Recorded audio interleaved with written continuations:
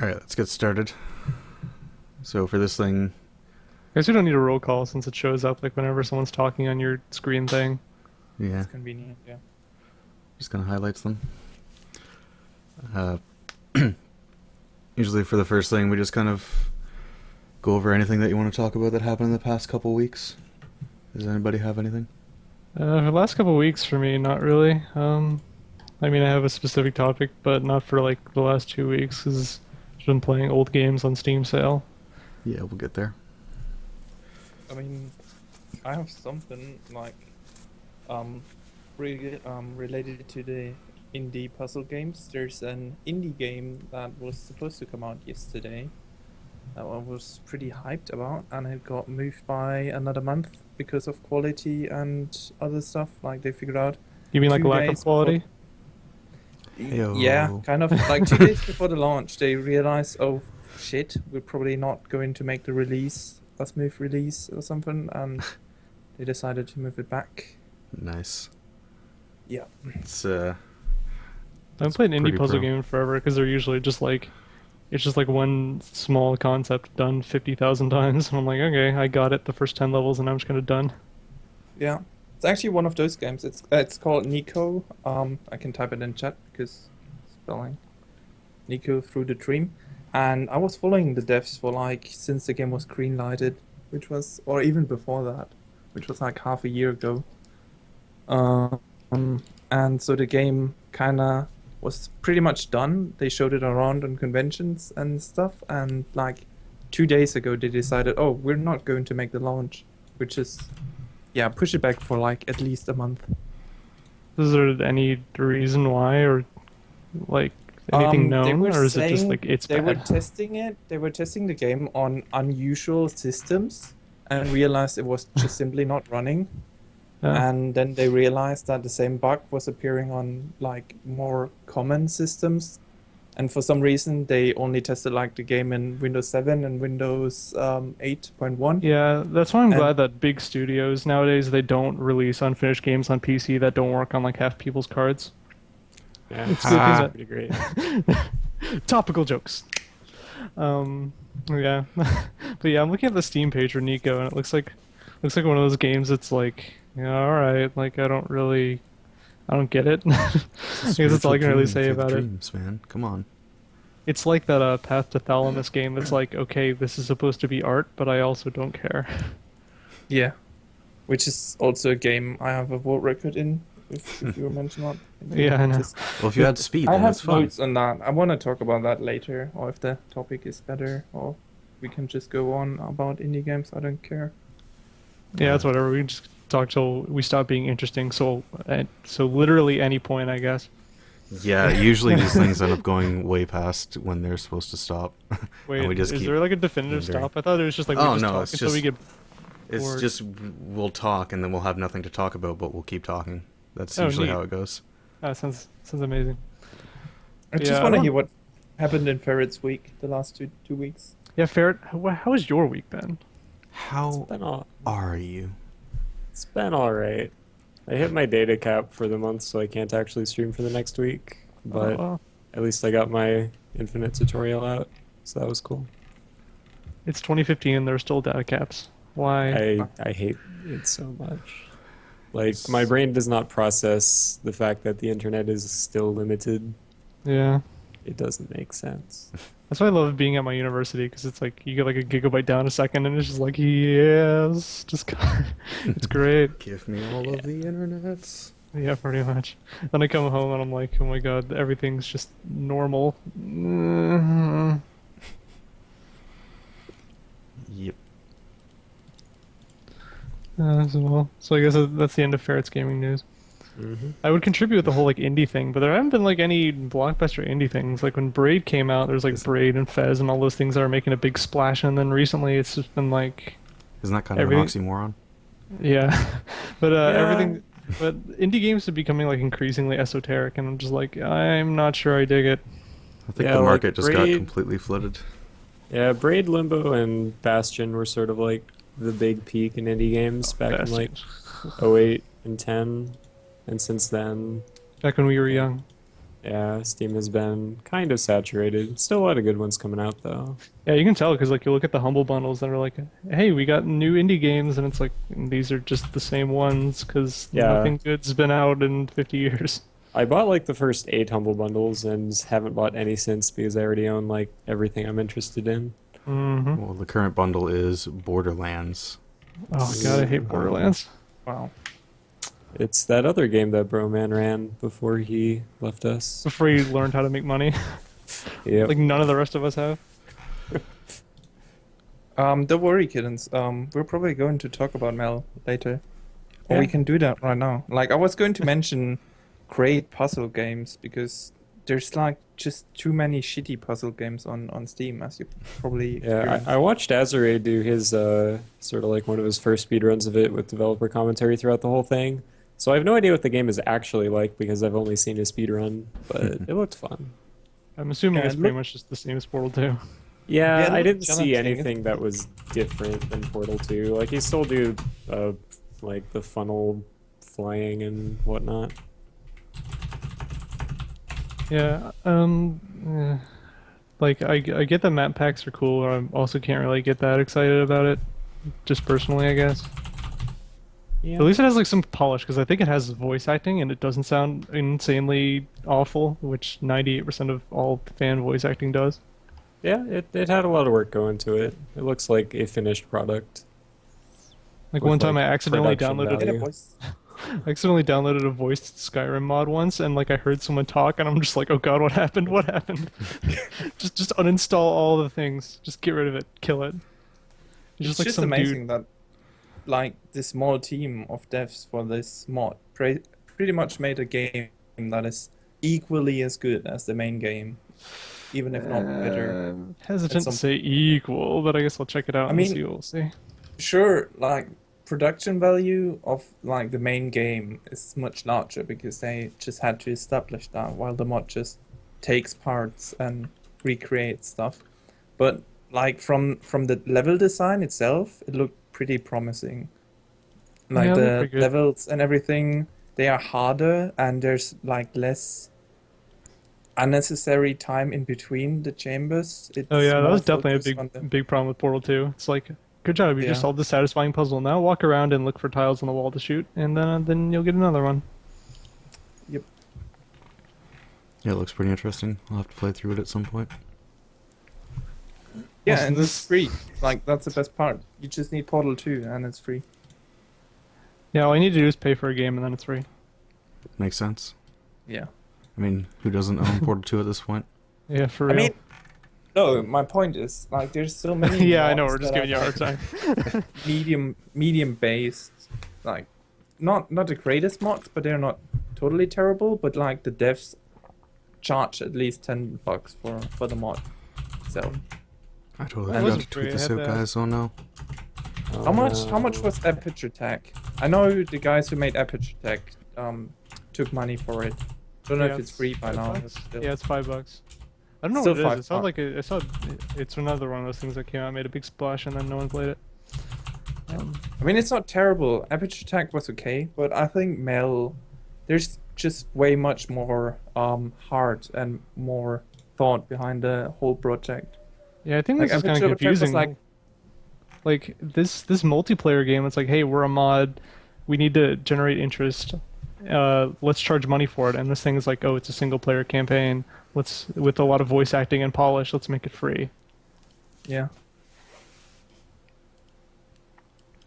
Well, this is also right after Skyrim had its paid mods.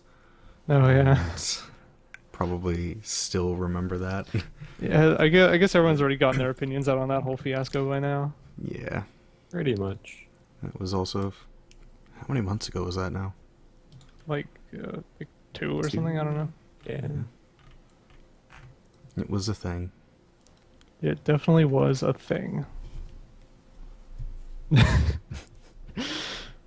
Yep. Do we have a soundboard that we can play for like crickets or something like that? We need like a bot neck.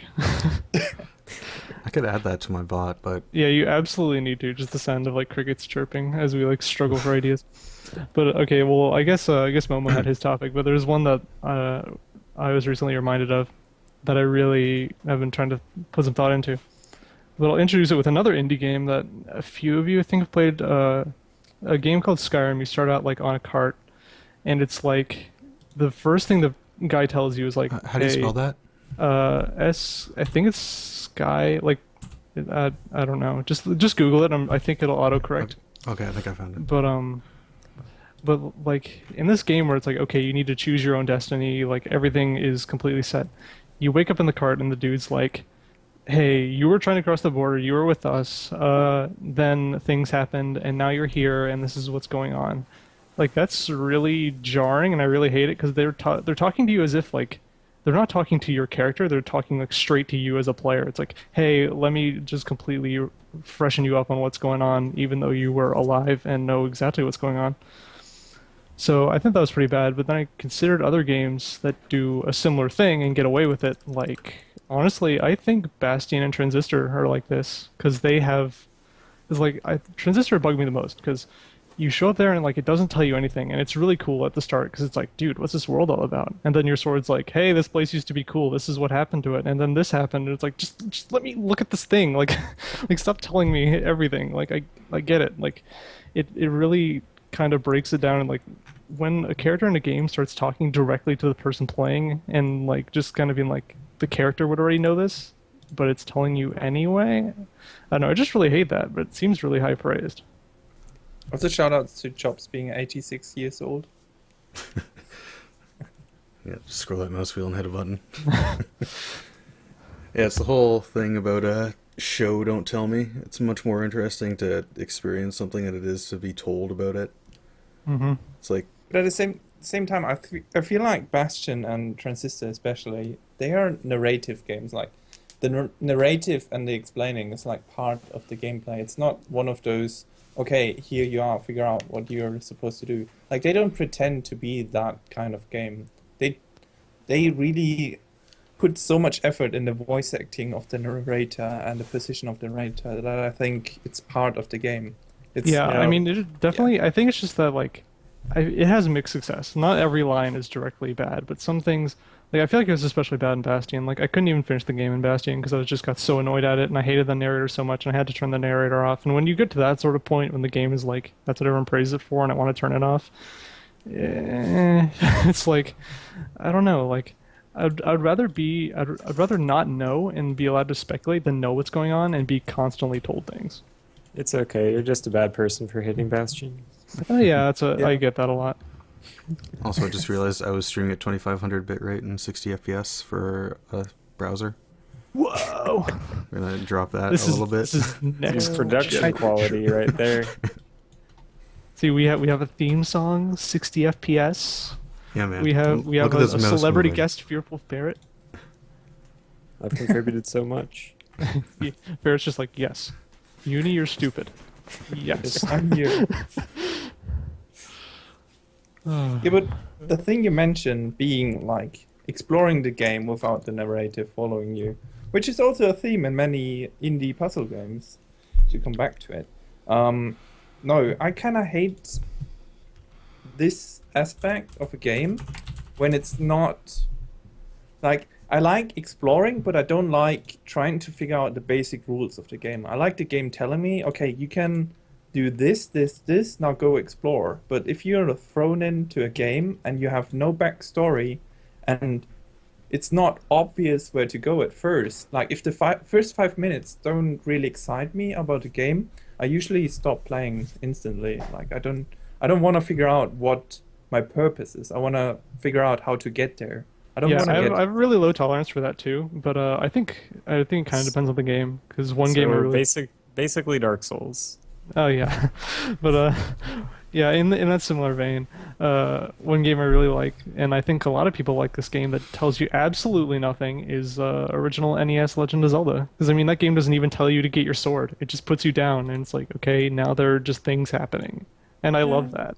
That wasn't uncommon with that era of game though. Yeah, but it's more just like about the whole design of it. Yeah. But I think it does depend. Like Dark Souls and Demon Souls has those things where it's like those messages on the ground that are like, oh, tap beat or roll backwards, and it's like, okay. Like it's a bit weird to be like, hey, you're holding a controller, press this colored button. But on the other hand, the systems are really complex, so it kind of gets away with it. Yeah, Dark Souls is one of the most complex like mechanics ever. Like nothing about its controller setup is standard. Like you can't even Yeah. rely on players having played other games so you have a general idea of how to do it. Yeah, the closest thing is like, I guess, almost Monster Hunter. Shout outs to Diego, but like even then, it's not that close. But yeah, some of the things in Dark Souls, like some of the mechanics there are just really bizarre. It's weird how like it makes sure you know exactly all the buttons, and then it's like, okay, now you know how to roll. Here's all your stats menus and all your other things. Figure it out yourself. Bye.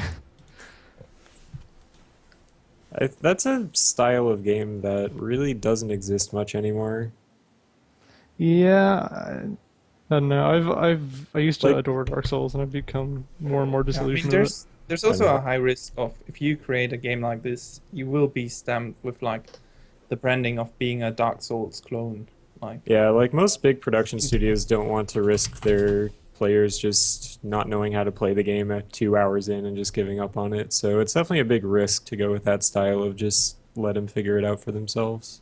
Yeah, I feel like in that way, Dark Souls both benefited and lost out when the whole thing surrounding it was like, okay, this game is super hard. Because if you don't tell people something, and people can just be like, oh, it's really hard, I'm not supposed to. So people can both feel kind of at home with it, but then on the other hand, it's like, I don't know, a lot of people won't even want to try it, or they'll do the thing I hate, which is where people go online and they're like, oh, I'm about to start playing this game. What should I know before I start? It's like someone had to go and beat this game before they could write it. So to tell you what to do. So just go try it. Like don't it's not going to jump out of the screen and murder you. Just play the game. I mean, it probably will, but Yeah, that's possibly. Dark Souls. Yeah. It's a nice balance of like trying to figure out what to tell the user or not. So like basic controls and things are you probably can't really get away from telling that. Old games used to just assume that you'd read the manuals and learn all the controls from that, but that's not really a thing anymore in modern games. But Yeah, there's a lot more to it, like all the like mechanics and timings and everything. That's the real stuff that you need to play around with to actually get in Dark Souls. Just knowing, B's role, that's pretty basic. It doesn't really detract when you read that on the ground. Yeah. It's yeah, like as for telling players just straight up what to do, it's not that bad, but I feel like it's just I can't really think of a better way to do it, but it is kind of jarring just to be like, hey, press the B button. It's like in Metal Gear Solid where it's like, press the action button, Snake. It's like, what? Like, excuse me? It's a little jarring. yeah. yeah.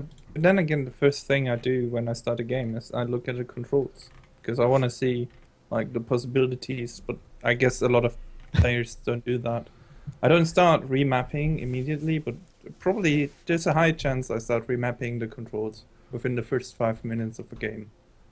Yeah, I just press every button. I don't look at the controls, not unless it's like an old game like Deus Ex where it's like everything is crazy, like 1996 3D controls, and it's like why is A and D rotate myself left and right? It's like Yeah,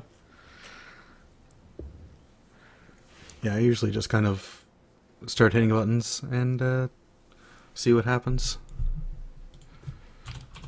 I gotta make fun of archetypes. Everyone be sure to. It's Where's 20 minutes, Arctic Um, Unimod? not 10. Yeah.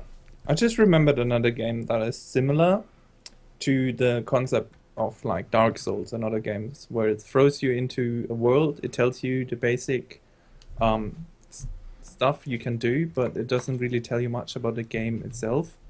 But it's a puzzle game again. The Talos Principle, probably. I don't know if anyone played it, but you I probably did. heard I of it. considered buying it. It looks super weird, so I decided not to. Yeah, Azure was speedrunning it, I think. Yeah. Yeah, Azure Yeah. was doing the speedruns, yeah.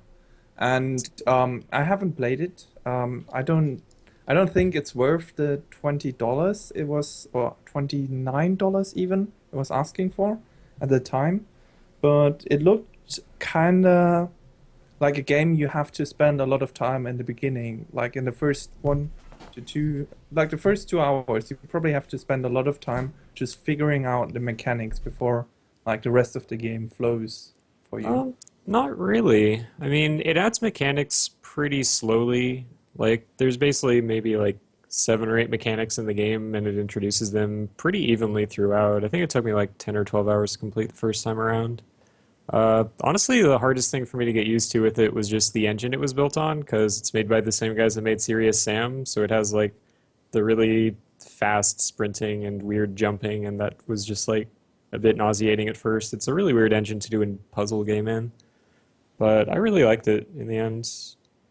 I think that's kind of a problem with puzzle games is that since it's so like with shooters, it's like you just move your mouse. If you can move your mouse, you can do it. With puzzle games, it's like how you think and tackle problems. So for some people, it's going to be like this game didn't do a good job of handling things, and for someone else, it'd be like, oh man, this is really intuitive, and I got it immediately.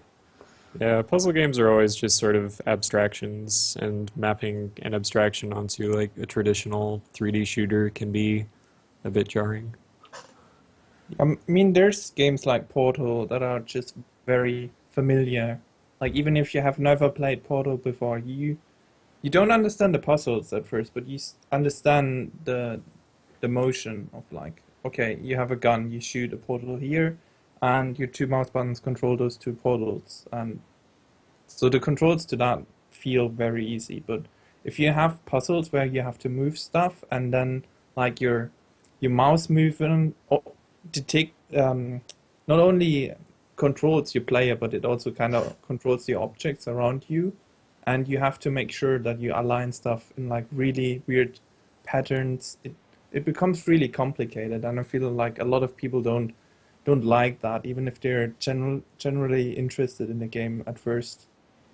Well, I Like think that's what made Portal so popular, kind of in that same vein, is that Portal does a lot with not much. It's like, it's pretty much just like, okay, you have two buttons and move around, and they did everything they possibly could with that idea in a very tight space, and then ended it. And I feel like that's why it was really popular, because it's like, you don't need to have all these different things. Like Portal 2, kind of, I think it added a few things where it maybe didn't need to, because I mean, like it had all the gels and all the other mechanics, also like that. And Portal is like, it's just like, here's a button. You put something on the button, it gets pushed down. Like once you accept portals, everything else is just like really, really, really simple and very obvious. And I feel like the aesthetic also really helped with that because it's like, okay, this is white. This thing is interesting. It's big and red. So I feel like just looking at the Talos principle and kind of how it's visually designed, like it looks like there's all these really natural environments, and I'm not sure that's really the best kind of setting for a puzzle game because that makes it just kind of like kind of muddied, and I'm not sure that's. I think in puzzle game you want everything to be super, super, super clear because you really want to be sure the player knows what they're doing. Yeah, with the Talos principle, it's hard to know like what's important and what's not, just because there's so much overgrown walls and stuff, and you don't know what you can jump on and what you can't until you try. So, it definitely suffered from that. Yeah, with Portal, Valve ends up doing like a ton of testing before they release, with just different people that they bring in to try. So when they see something like somebody focusing way too much on one wall that actually has nothing to do with the puzzle, they'll like make it completely unportable and like move people away and everything like that. Um, I think they kind of went too far with that with Portal 2 because you can really see the difference between 1 and 2, where 1 is more freeform. There's like all the walls are portable. You can just kind of play with the solutions more. But with Portal 2, it's kind of like, okay, you place a portal here and here, and that's it. Yeah. Yeah, I don't really know about Portal 2. I mean, we really circled back, but I don't know. Portal 2 kind of didn't. It definitely didn't have the same amount of charm to it. Probably because I think Yeah. its scope is a lot bigger, so it tried to add in a bunch of other stuff, and it felt a little cluttered, even if it was like more technically impressive, I guess. Yeah, like Portal 1 was just one step beyond a tech demo, and it just felt really cool. I mean, like I can see how you could say it looked one step past the tech demo. I mean, like it had a lot. You could tell a lot of polish went into it, but I feel like the simplicity is definitely. I mean, like that's why it was so good, because like it wasn't intimidating. Like Portal, like whenever I'd introduce someone to 3D games who'd never really played games before, I'd say, okay, Portal. There's no rush. Everything's nice and white and clean. There's nothing jumping out at you. I think that's really that like a lot of people can go for that. In Portal 2, things are more emphasis on being dirty. It was a Portal game for people who had already played like Half-Life 2. It wasn't for straight up for like only Portal players. Yeah. So going back to indie games, I feel like that's the beauty of indie games. It's like you can have these weird mechanics and you can just try it out. Like Portal was, I think it's based off an indie mod or like an indie Flash game even. I don't know what Yeah. it was. There was Some a student-made game, I think. Yeah, but it was like just this weird mechanic that people tried out for like their indie game, and it turned out to be a huge success. And if you go to like FPS and MMOs, for example, there's just so much you can do to invent new stuff, and then beyond that, there's no capacity for more. Whereas in indie games and puzzle games and most of those PC games that are under the radar but still bring out really talented and cool studios and these cool games that are having these mechanics that are just reinventing stuff. That is really fascinating for me personally. Whereas, like, when I play one shooter game, it's usually just the same as most shooter games, like, yeah. Yeah, it's just The about Call of Duty syndrome, to name it. yeah, I guess it's Call of just Duty is that a great series. Come on. No. I think Call of Duty gets way too much hate personally, even though I don't really like any of the games. It's well designed for what it wants to accomplish. Yeah, that's pretty much where I am with it. But yeah, I think games like I think people get too lost in the scope. Like every time, like people play Fallout, like a 3D Fallout game, which everyone knows I love a lot. But they'll be like, oh man, this is great, but now I wish I could also do this and this and this and that. Like people make all these crazy mods for adding more stuff and more stuff and more stuff. It's like there's a big value to a game that is just like one thing, and like you just make it, and that's how it is, and it's as long as it is. Like that's why I always end up playing all these NES games like Shatterhand and stuff like that, because the game is just like it's just one thing, and I kind of wish. Just punch things. That's it. Yeah, exactly. In Shatterhand, your entire player agency is one button, and it's punching, and you make entire games based off it, and it's fun. Like, I don't think games need to have like a million different fun things. Just have like one really cool fun thing, and then call it a day. Yeah, and you can kind of tell the potential of a game based on their modding community, because if you realize a modding community can be huge and make an even average game big. I would go as far and say like I really enjoyed Oblivion out of all the Elder Scrolls games, but it wasn't as fascinating to me because the really great mods were like only in the Skyrim and Morrowind games, and so like mods can enhance a game by so much, and yeah. Personally, kind I of- really don't really like mods that much. I mean, it's kind of a personal thing, and I couldn't really say, okay, here's why mods are bad. But like a lot of the things, just kind of visually, things need to be kind of cohesive, and I think just tacking on a lot to a game usually detracts from the experience. Like again, I couldn't really just say, okay, this is why they're all bad, but I really do. I am pretty leery of them because you have to be careful that that it like really fits with the game. Because I mean, you could add in more stuff, but does that actually make it better or just bigger and with more stuff? Like I don't know. Yeah, I mean, kind of- AAA titles have such large budgets and large numbers of people working on them that they need to be able to appeal to a really wide audience to justify all the expense, so they definitely cast their net pretty wide. But then, like, there's never going to be a gamer that enjoys every part of any given AAA title, because so much of it's going to be designed for other people. It's hard for a AAA title to feel like it was designed for you. Yeah, I think that's kind of what everyone wants. Is that everyone wants to take like an Elder Scrolls or Fallout game just as like the base, and then add in everything that they personally want. Yeah, kind of like the devs of City Skylines did, and like KSP is relying on a different or like a similar experience where the devs provide like the game itself, but the community can add mods and it is supported by the devs, and there's even a mod manager in game, and people can load and manipulate the game the way they want it to play. Yeah, it's Yeah. kind of like what I was talking about is that with Skylines is that all the mods are really good at being within the scope of the game. It'll be like things like, oh, here's this good interchange I built. Oh, like here's this sort of thing, and or like here I fixed these things or I made this mechanic a little easier to use. So I think that's the main reason why I don't like Oblivion. I've been scarred too much since I love that game, and then I see too many like Catgirl mods, and I'm like, stop. Sadly. I think part of it I also think has it was- to. Oh, sorry. I think part of it also has to do with like the value of a game. Like AAA games always have this, $60 price tag, and they have millions of dollars behind it. So it's like you gotta shove as much crap into there to make sure that it's worth the $60. Whereas like the older games and the really small games, they just kind of have a much smaller budget and a much smaller cost, so they can get away with just having like one mechanic that you do just for a little bit. Like Portal 1 is only $11 Canadian. Portal 2 I think was like I think it was 30 on launch or something. No idea. I think more than that. So it's like, oh, maybe it was a full 60 game. But it's like, well, it's a bigger price, so you gotta shove more crap in there. Yeah, I think that's one thing that people whine about Dishonored for Shouts for Ferret is that like when that game came out, they're like, oh, it's a good game, but it's really short.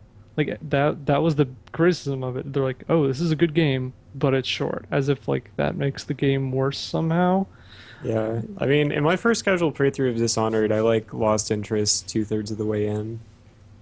Like I was Yeah, playing well- stealthy and whatnot, and for the last third of it, I was just like, whatever, I'm just gonna finish it real quick and go on to the next game. But then, And fortunately, then the I magic started- happened. Yeah. Then I saw mean, that- Sloth's run, and I instantly History fell in began. love. Yeah. Yeah, It was kind of the same for me for Fallout. Like the Fallout games, and I think even Far Cry 3. That's the one on the island, right? I guess Yeah. all the Fallout Far Cry games are on islands. No, wait, the Far Cry 2 was Far Cry 2 in Africa. I think it's in Africa. Never Yeah. played I it. know Okay. one of them was on an island. I forget if it was one or two. Yeah, Far Cry 3 was the same experience for me. Like, I started playing the game in a respective manner. Like, you could choose to be like on either one side or the other. You could be like very humble and stealthy and friendly to like the natives, or you could just go on and try to finish the game as quickly as possible. And I kind of lost interest in like the first approach halfway through the game, and then I was just like, okay, the story was great and I really want to find out more about the main quest, but at some point the side quests just get annoying, and I don't want to pretend to play this game in a certain style. I just want to finish and experience the rest of the game.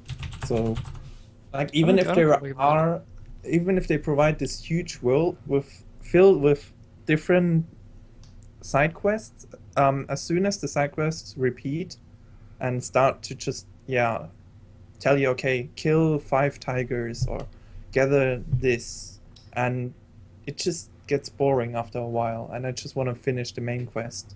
Yeah, So- with Far Cry and Just Cause, like all the side quests have no real meat to them. It's just like we're gonna show off this mechanic for a little bit if you want to. Like none of them have any story or any meaning behind them. The world is the same before and after you do the quest. And I think I had the same experience with like Dragon Age Inquisition, where like none of the side quests actually matter. And they basically just seem like a way to pad out gameplay time so you can advertise 70 or 80 hours of gameplay when only like 6 of it's going to be meaningful. Yeah.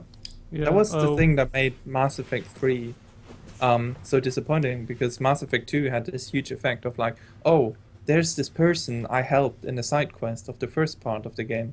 And then in the third Mass Effect, as we all know, they just, they mentioned parts of like the stuff you did before, but it's just so disappointing. It hurts. Mass Effect 2 was so good, and Actually, Mass Effect 3. to kind of get a little bit off topic, I personally think Mass Effect 2 doing the series. I think it was unquestionably like it made Mass Effect 3 bad because I guess we're into Mass Effect time though. But so Mass Effect 1, I really liked it conceptually. I mean, like its gameplay was kind of but it like introduces you to this world with aliens and cool stuff, like aliens of types that aren't just like, okay, these are grays, these are, they're all pretty new, pretty novel. Things like the Citadel, really interesting. Like it may not have been the most straight up fun game, but it was super interesting. Like you'd go on random planets just for the fun of it and be like, okay, this is what being on a planet with two suns would look like.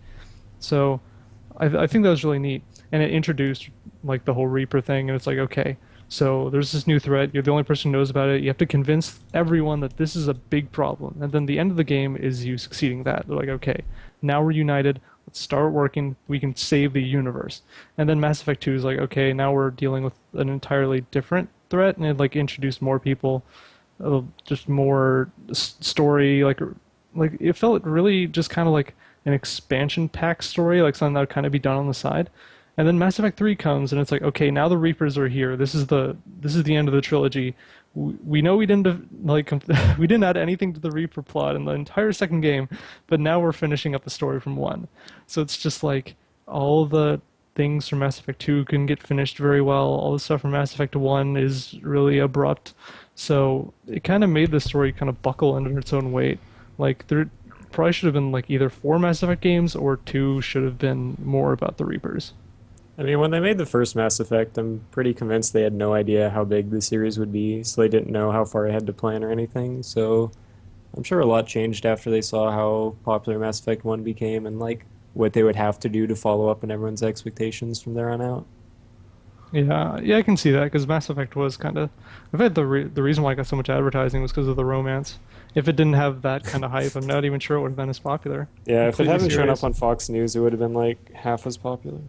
Yeah, I think a lot of So- it is just kind of they were trying way too many things, just throwing around too many plot lines and stuff, and then by the time the third one came around, they're just like, wait, shit, we can't possibly actually follow up on all of this stuff and also have a meaningful ending and also make it like somewhat consistent between people. So let's just kind of throw everything out and then just go with an ending. I mean, Yeah, they had great ideas. They really had great writers, but like all those ideas went into the books to the series. I know probably nobody. who reads the books said- like for real? Have you read the books? There are really good. No, my question is who Backstory. would read the books? It's like I play a video game to play video games. If I wanted to read a book, I'd read like a classic book. Like I Yeah, can just go play Mass Effect. I know that's like one of the parts that annoys me because I played Mass Effect because of the story. Obviously, like this was the biggest part of the game was just the world and how the world interacted with you and the people you met. And it wasn't a great shooter. The game mechanics probably could have been better. The controls were sometimes lacking. Like I hated that by default your menu button was spacebar. That's weird. It was so weird, but like just the story alone really kept me in this game, and I decided to buy the books and was really those books were all the books were released prior to Mass Effect 3, and like the story in the books was partially between 2 and 3, and it was leading up to the story in Mass Effect 3, and you got really excited for the story, and then just they decided, okay, we actually don't know how to end. And ironically enough, after Mass Effect 3 was released, they wanted to bring out one more book by a different author to close the entire series. But that book was cancelled the last week. I think probably even after release, just shortly after release, they decided, okay, we have to scrap this book because the story was terrible. It didn't follow up with the other books or the story of the game. And fans were outraged, and so they decided, okay, we have to compromise the book. We can't sell this under the Mass Effect name anymore, and so the book doesn't exist anymore, which is kind of sad and also ironic for some reason because kind of the same happened with Mass Effect 3. Yeah, I don't know. I don't know about Mass Effect, man. It's just that I feel like it really would have been cool, and I really would have loved it if the games are like if they handled it kind of like Star Trek, where it's like, okay, here are the characters you know, here's the world. We're just gonna keep putting out games with like new and interesting situations. Like it doesn't need to have this huge overarching massive threat per thing. Like it could just be like kind of collectors kind of stories for each game, and I don't know, just like new adventures, just doing random stuff on different planets. I would. But it's a AAA really like game, to so see you that. have to save the universe. I mean, as a white guy with the gun, yeah. Yeah, that's really something that you don't see. Like, you keep seeing these really huge worlds that they make, and they make all these different like species and characters and everything, and you have one giant plot, and then it's done, and you throw it all out, and Yeah, you don't it's really get it's to a see. waste. Like, I just want to see like little stories here and there, just like little bits of the universe, just flesh it out. You don't have to make it all save Yeah. the world. Yeah, so the Reapers, because I feel like in general, if they made Mass Effect 1 less about preparing for the Reapers than just more, well, I guess not even just more, but kind of keep it the same as it was, about, like establishing humanity as a serious force in the universe, that would have been a great starting point for just like, okay, now here's in kind of episodic Mass Effect big series, because then you wouldn't even need to have like a commander Shepard. You could be like, okay, now you're like a Turian commander leading an army on this planet. You need to do like cool and interesting stuff wherever you want and do any idea you feel like. It's just like having a really set protagonist and a set arc. It just really didn't do the series any good. Yeah, that would have been a much better approach because the way they kind of fixed the expanding on the story and the backstory and like, oh, I want to get to know different characters in this universe was their terrible idea of adding DLCs. I mean, you can say what you want about DLCs, but the story DLCs in Mass Effect were terribly overpriced, at least in my opinion. I think you had to pay, like you had to buy BioWare points. You couldn't even buy the DLCs initially with pure money. You had to buy points, and then the points didn't even add up with like the amount of what the DLC would cost. So you could only buy 1,000 points, but the DLC would be 800 points. So they looked at the required, the and so you- Microsoft Shop system and they're like, you know what, that is a good Yeah. idea. That was terrible, and the DLCs were equally as good as the game itself. They were well produced, but they just didn't add the thing they promised. Like there was a huge marketing about this. I forgot what it was called, but basically the Tiara DLC where she becomes the Shadow Broker. Oh, Liara. Yeah, Liara DLC. I Oh think yeah, it's that the DLC Shadow is Broker. hilarious because it's like the Shadow Broker is established as like, oh my gosh, they're like the head of the super information mafia. Then once you like finish up the storyline, Liara, spoilers, becomes the Shadow Broker. Yeah, It's like, and it's you not- guys you'll just like sit in a cafe and she's like, being the Shadow Broker is hard. And it's like, what? You're what? Like you can't say that. Like you're just in this cafe with people just walking around and you're like, man. It's like, what? And it's only this one platform that was added. It's just one level bonus and the reappearance of the character, but other than that, it didn't really add much. It just added more options to the game, but it didn't explain the stuff you wanted to know. And paying, I think, $12 or like $10 for that was way too much. Yeah, I don't know about DLCs. Like, I feel like it's one thing everyone loves to complain about that I don't really care much about because it's just like I don't know. I guess it's kind of like my mod thing where it's like I think a game it's like if it comes out and it's complete, then I just play it. If I want more, then I'll research the DLC and then buy it. Because I mean, every company's going to advertise their DLCs by like this is going to have all the answers. It's going to improve everything. It's like when the company who is making the game and selling it to you is also telling you about its content. Don't trust that. It's like just look up reviews and see what if people are like, yeah, this is bad, then be like, okay, just not gonna buy it. Yeah, if I ever want more content out of a game, I just speedrun it, pretty much. That's a pretty good default now. Yeah, pretty much. Yeah. I haven't actually like bought and enjoyed a DLC in so long. I think like Payday 2 is the only game where I've actually enjoyed a lot of the DLC. Yeah, That game has a special approach to all that. I feel like one game that I really hated the DLC for, and you guys will either really agree with me or crucify me for this, is Probably Fallout crucify. 3. Fallout 3's DLCs were awful and irredeemably bad. Like I don't understand like how that game got away with it, and everyone really loved it. I mean, Especially the game already based- has like 3 times as much content as I would want, so I don't see the point of DLC in a game that already has like more Yeah, content the than one that annoyed anybody me will the play. most, like people complain about like cosmetic DLC and like Assassin's Creed Unity DLC, like day and night, but they'll say Broken Steel was a good add-on, like that, like the existence of that DLC like invalidates your entire existence in the story up until that point. it's just like, okay, save the purifier, make a self-sacrifice. Oh, never mind. Then they add in the point where it's like, okay, now you can send a super mutant in to do it for you, even though before he said he wouldn't because destiny or something, and loopholes and plot holes, and it just made absolutely no sense. But people are like, oh, great, Fallout 3. Oh, yeah, awesome. You gotta love paid retcons. Yeah, that. God, that's so bad. Like, I just don't really get the DLC for those kinds of games. Like, I I mean, even I tried it in haven't New Vegas. I haven't played Dragonborn or the other one from Skyrim.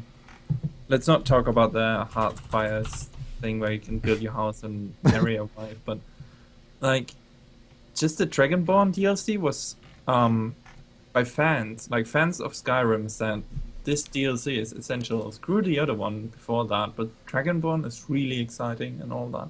And I just didn't feel like playing it. I was looking at it and it was $20 and it's still $20 nowadays. And I don't feel like paying that amount of money if the game is not drastically improved. It just added more content and I can get the same effect with free mods, especially in a game like Skyrim. Hmm. Yeah, especially when it's like, oh, we added a new area. It's like, okay, this new area is smaller and less polished than your old one, so I don't want to spend $20 on that. So no thanks. Yeah. Yeah, at that point you just wait for one of the Steam sales where the entire thing goes on sale for like $1, and then you just get Yeah. it then.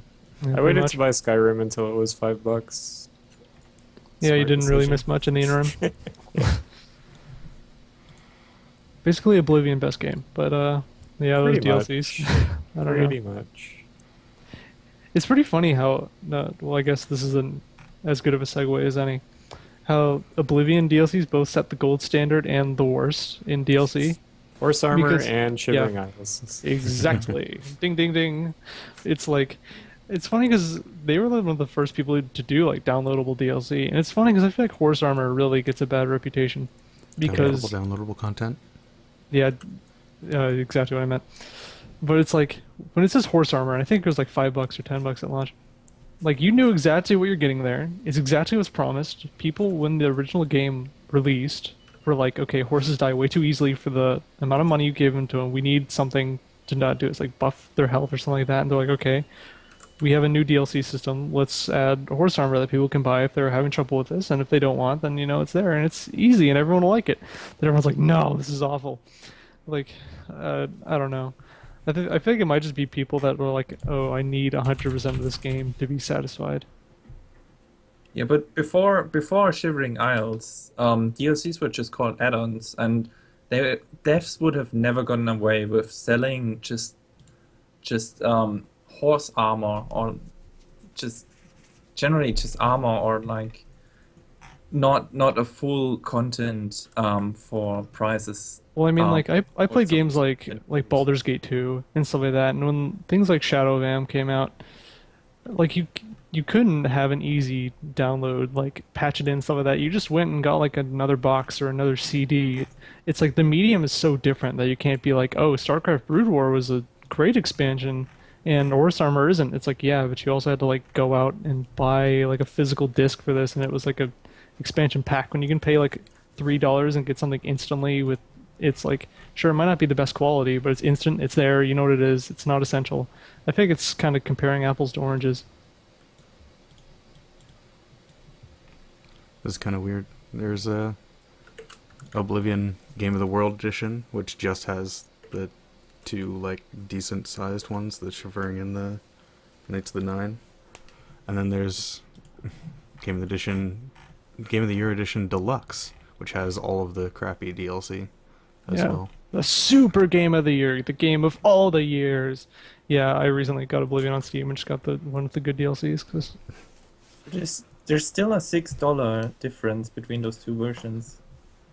So you pay $6 for a bunch of crap that doesn't do anything. And well, I you mean, in its defense, it does tell you exactly what it does, and you can still look it up and see. And I mean, for all that stuff you get, I mean, some people would be interested because I mean, it gives you like full houses or like with everything nice that you want all together.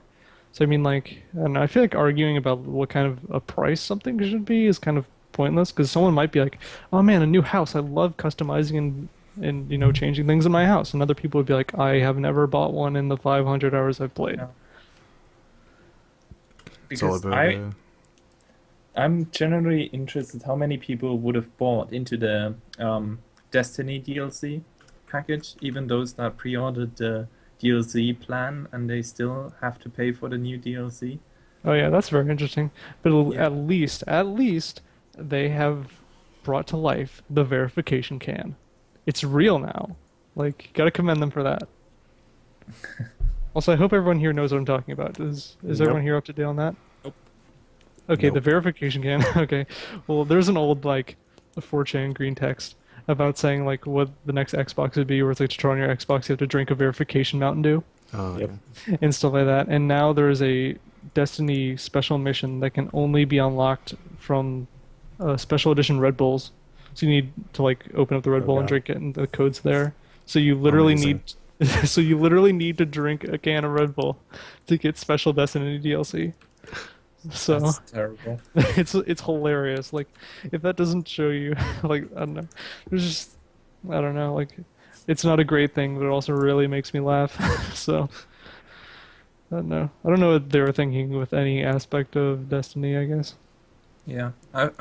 For me, like I see the amount of money that went into Destiny, and then comparing that to the amount of gameplay you get from the horrendous high price you pay for the game itself and the DLCs and add-ons and everything, and just the game doesn't hold up to that standard. I'm not sure, but I think Destiny is probably among the top three most expensive games ever, if not even the top game from like development costs and like money that went into advertisements and everything. Yeah, but I guess you have to And, look through it, well, look at through the lens. The price How much quoted money for made? it is for the full like 10 years of development, so they're still like spending that however many millions through the next Yeah. like 6 years. Yeah. It's fifth. And But then I think again, I think a lot of that is marketing costs. Yeah, absolutely. Yeah. They have to pay Broman something. Yeah. I'm sure if Broman heard us talking bad at him, he would wipe his tears away with his stacks of money. Big stacks of money. Gosh. But, I don't know, I think people liked it, because, I mean, isn't it? I think it's making money, so. yeah, I mean, people defend it. Well, I mean, you I don't can't. know. A game can be bad, like, all day and night. But, I mean, if people like it, they like it. I mean, I like Haze, and that's the worst game possibly ever made.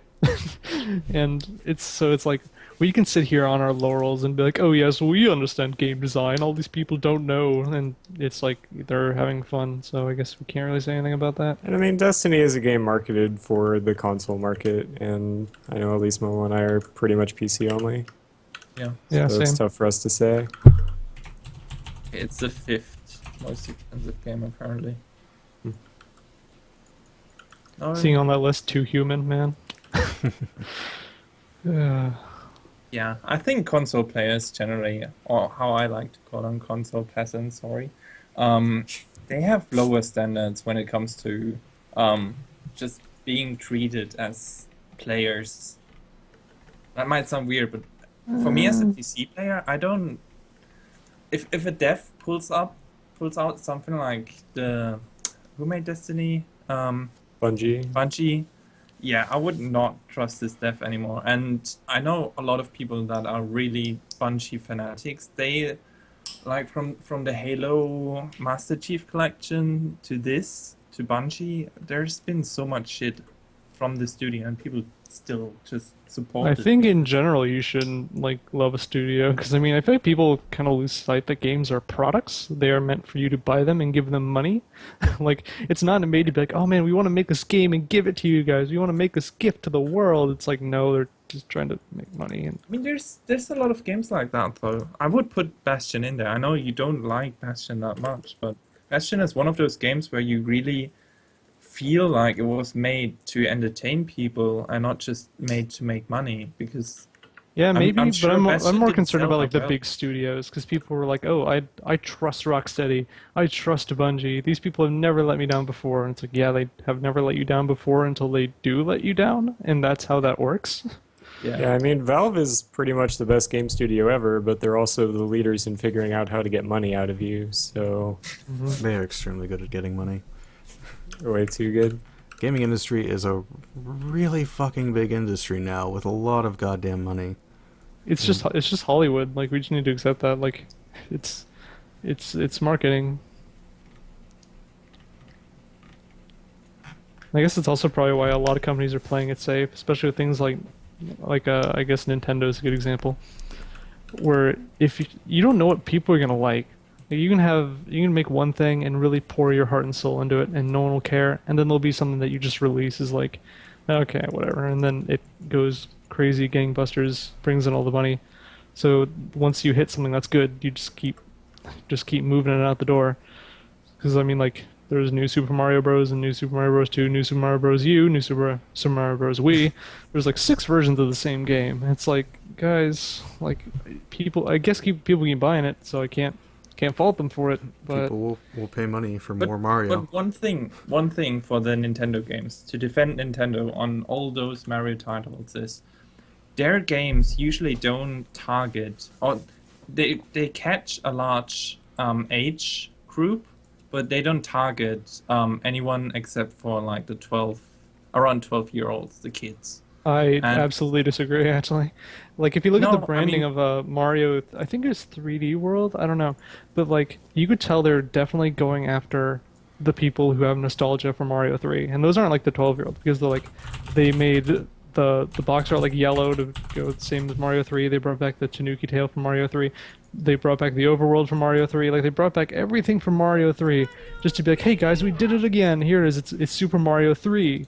D World. Like, come on, guys, buy it, please. like, like we but I made a feel lot like of money. the people that buy it are the ones that haven't experienced Mario World and like the older games.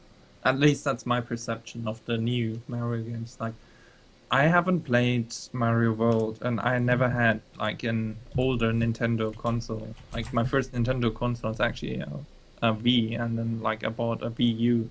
And even though I have the option now to play those games on emulator, I don't know if I would enjoy them just as much as if I had played them when I was a younger kid.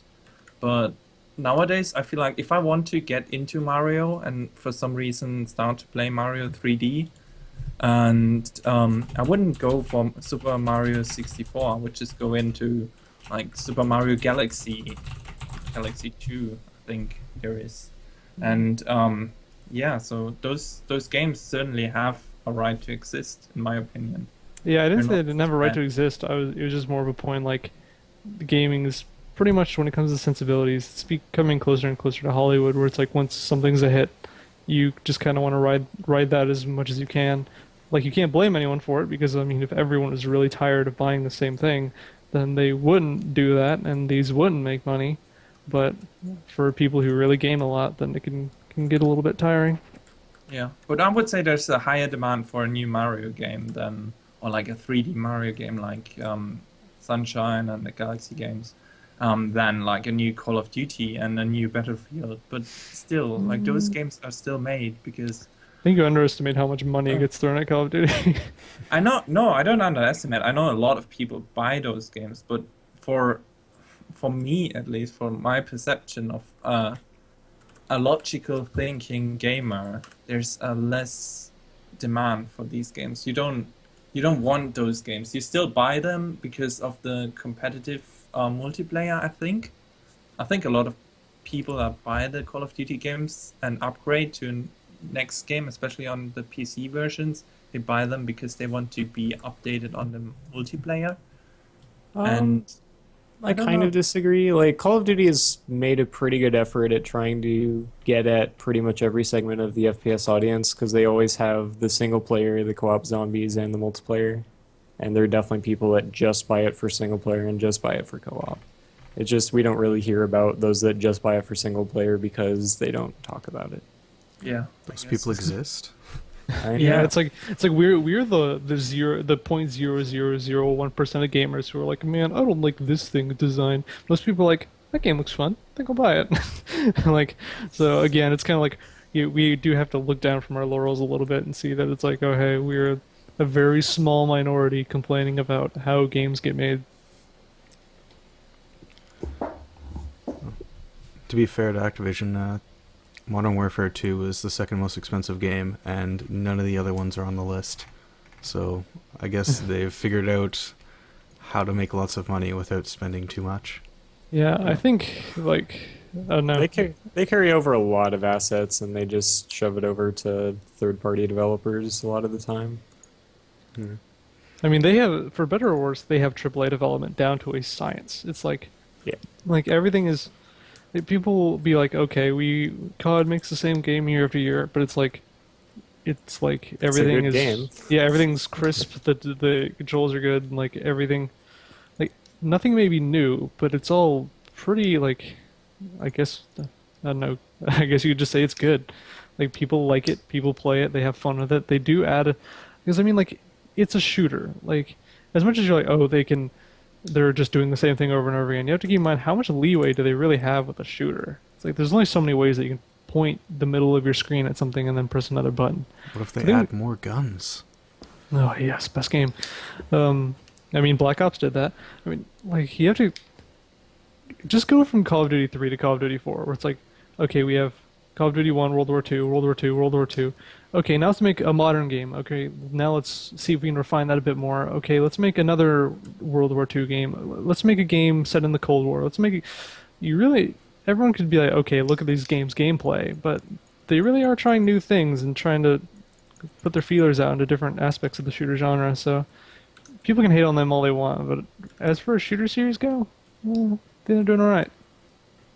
Yeah. I mean, there's this. What was the game where you play in like post-apocalyptic Dubai, or it was Spec also Ops: The Oh. Line. Oh god, Spec I hate Ops, that game. exactly. That game did the single-player story mode pretty well. That was a pretty good game, but it didn't sell for some reason. Because it wasn't good. It was good, It was, Uni. Shut up. it was Okay. better. Can I any explain Call why of I Duty really don't like that single-player. game? The gaming god disagrees. Okay, so I think this is the first game where we are split down the middle. Chops, did you not like it? I think you enjoyed said it. you did. Okay, so everyone disagrees with the Uni here. Yep. Okay, so this is the part where Uni defends himself to no avail. So everyone that I hear talking about that game is like, oh, it was a deconstruction of the shooter genre. It like made fun of everything. It wasn't supposed to be a fun shooter, and I absolutely disagree with that. You like, even if a game is supposed to be like kind of undermining the genre, I feel like that's no excuse to make a game where it's like its basic mechanics just aren't fun and don't work. It's I like will agree that its mechanics kind of suck. yeah, so like, and people would say, "Oh no, like it really wasn't," but and I would be, I'm almost there with agreeing with that. If it didn't try so hard with things like, oh, you can shoot the glass and the sand will fall and kill people. You can shoot the roofs and there's physics and stuff like that. Like if they didn't try hard with all those mechanics and really just made it seem like it's just trying to be it's like not trying to be a game like that, then I would agree. But it just really seems like they have so many weird little mechanics to try to make it interesting. To that, I am just not convinced that that was what it was trying to do. And part of it was, well, the thing everyone likes about it anyway is the story, where it's like, oh man, this is bad. But like if you've read Heart of Darkness, it's like, okay, I get it. Like I've seen this before. And then it's like, war is bad. People die. Isn't that really bad? Isn't it really bad how people die in war? It's like, I feel like that's the only thing the game is saying. It's like, man, look at these dead people. Can you believe that people die when they get shot? Isn't that awful? It's like, yeah, I know. Like, that's what happens. Like, I don't like it any more than anyone else, but that's how it is. It's just like, I feel like it doesn't say anything that great. It doesn't handle the gameplay very well. It doesn't really do anything meaningful with the game. The only thing that I kind of liked is how their dialogue changes throughout the game. And there was one moment I really liked. And also, I guess if anyone's here who hasn't played it, this is a really spoilery moment, and it's possibly the best moment in the game. So pause for like 10 minutes or something. I don't know. Was the Just leave forever. It's fine. yeah, just get out. Just unfollow Chops, follow Uni, call it a day. but the moment where you can either hold or cross the line, where it's like where there's the people in front of you and it doesn't tell you or give you any direction.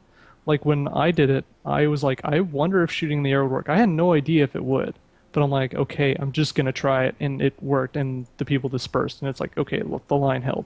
I really like that because it's just like, okay, we're not going to give you any direction. We're going to tell you, we're going to make it look like this is what you're supposed to do, and you can decide not to and see if it works. So, I mean, that was a great moment. I feel like the game would have been well served if it did more stuff like that. But with the end where it's like, oh, it's all in your head, the hallucinations going crazy, Ward is bad, it's just, it's not, like, it doesn't really impress me on any level other than that one choice. You seem to have a valid point. I give you that. I just like when I first played it, I was just too impressed with how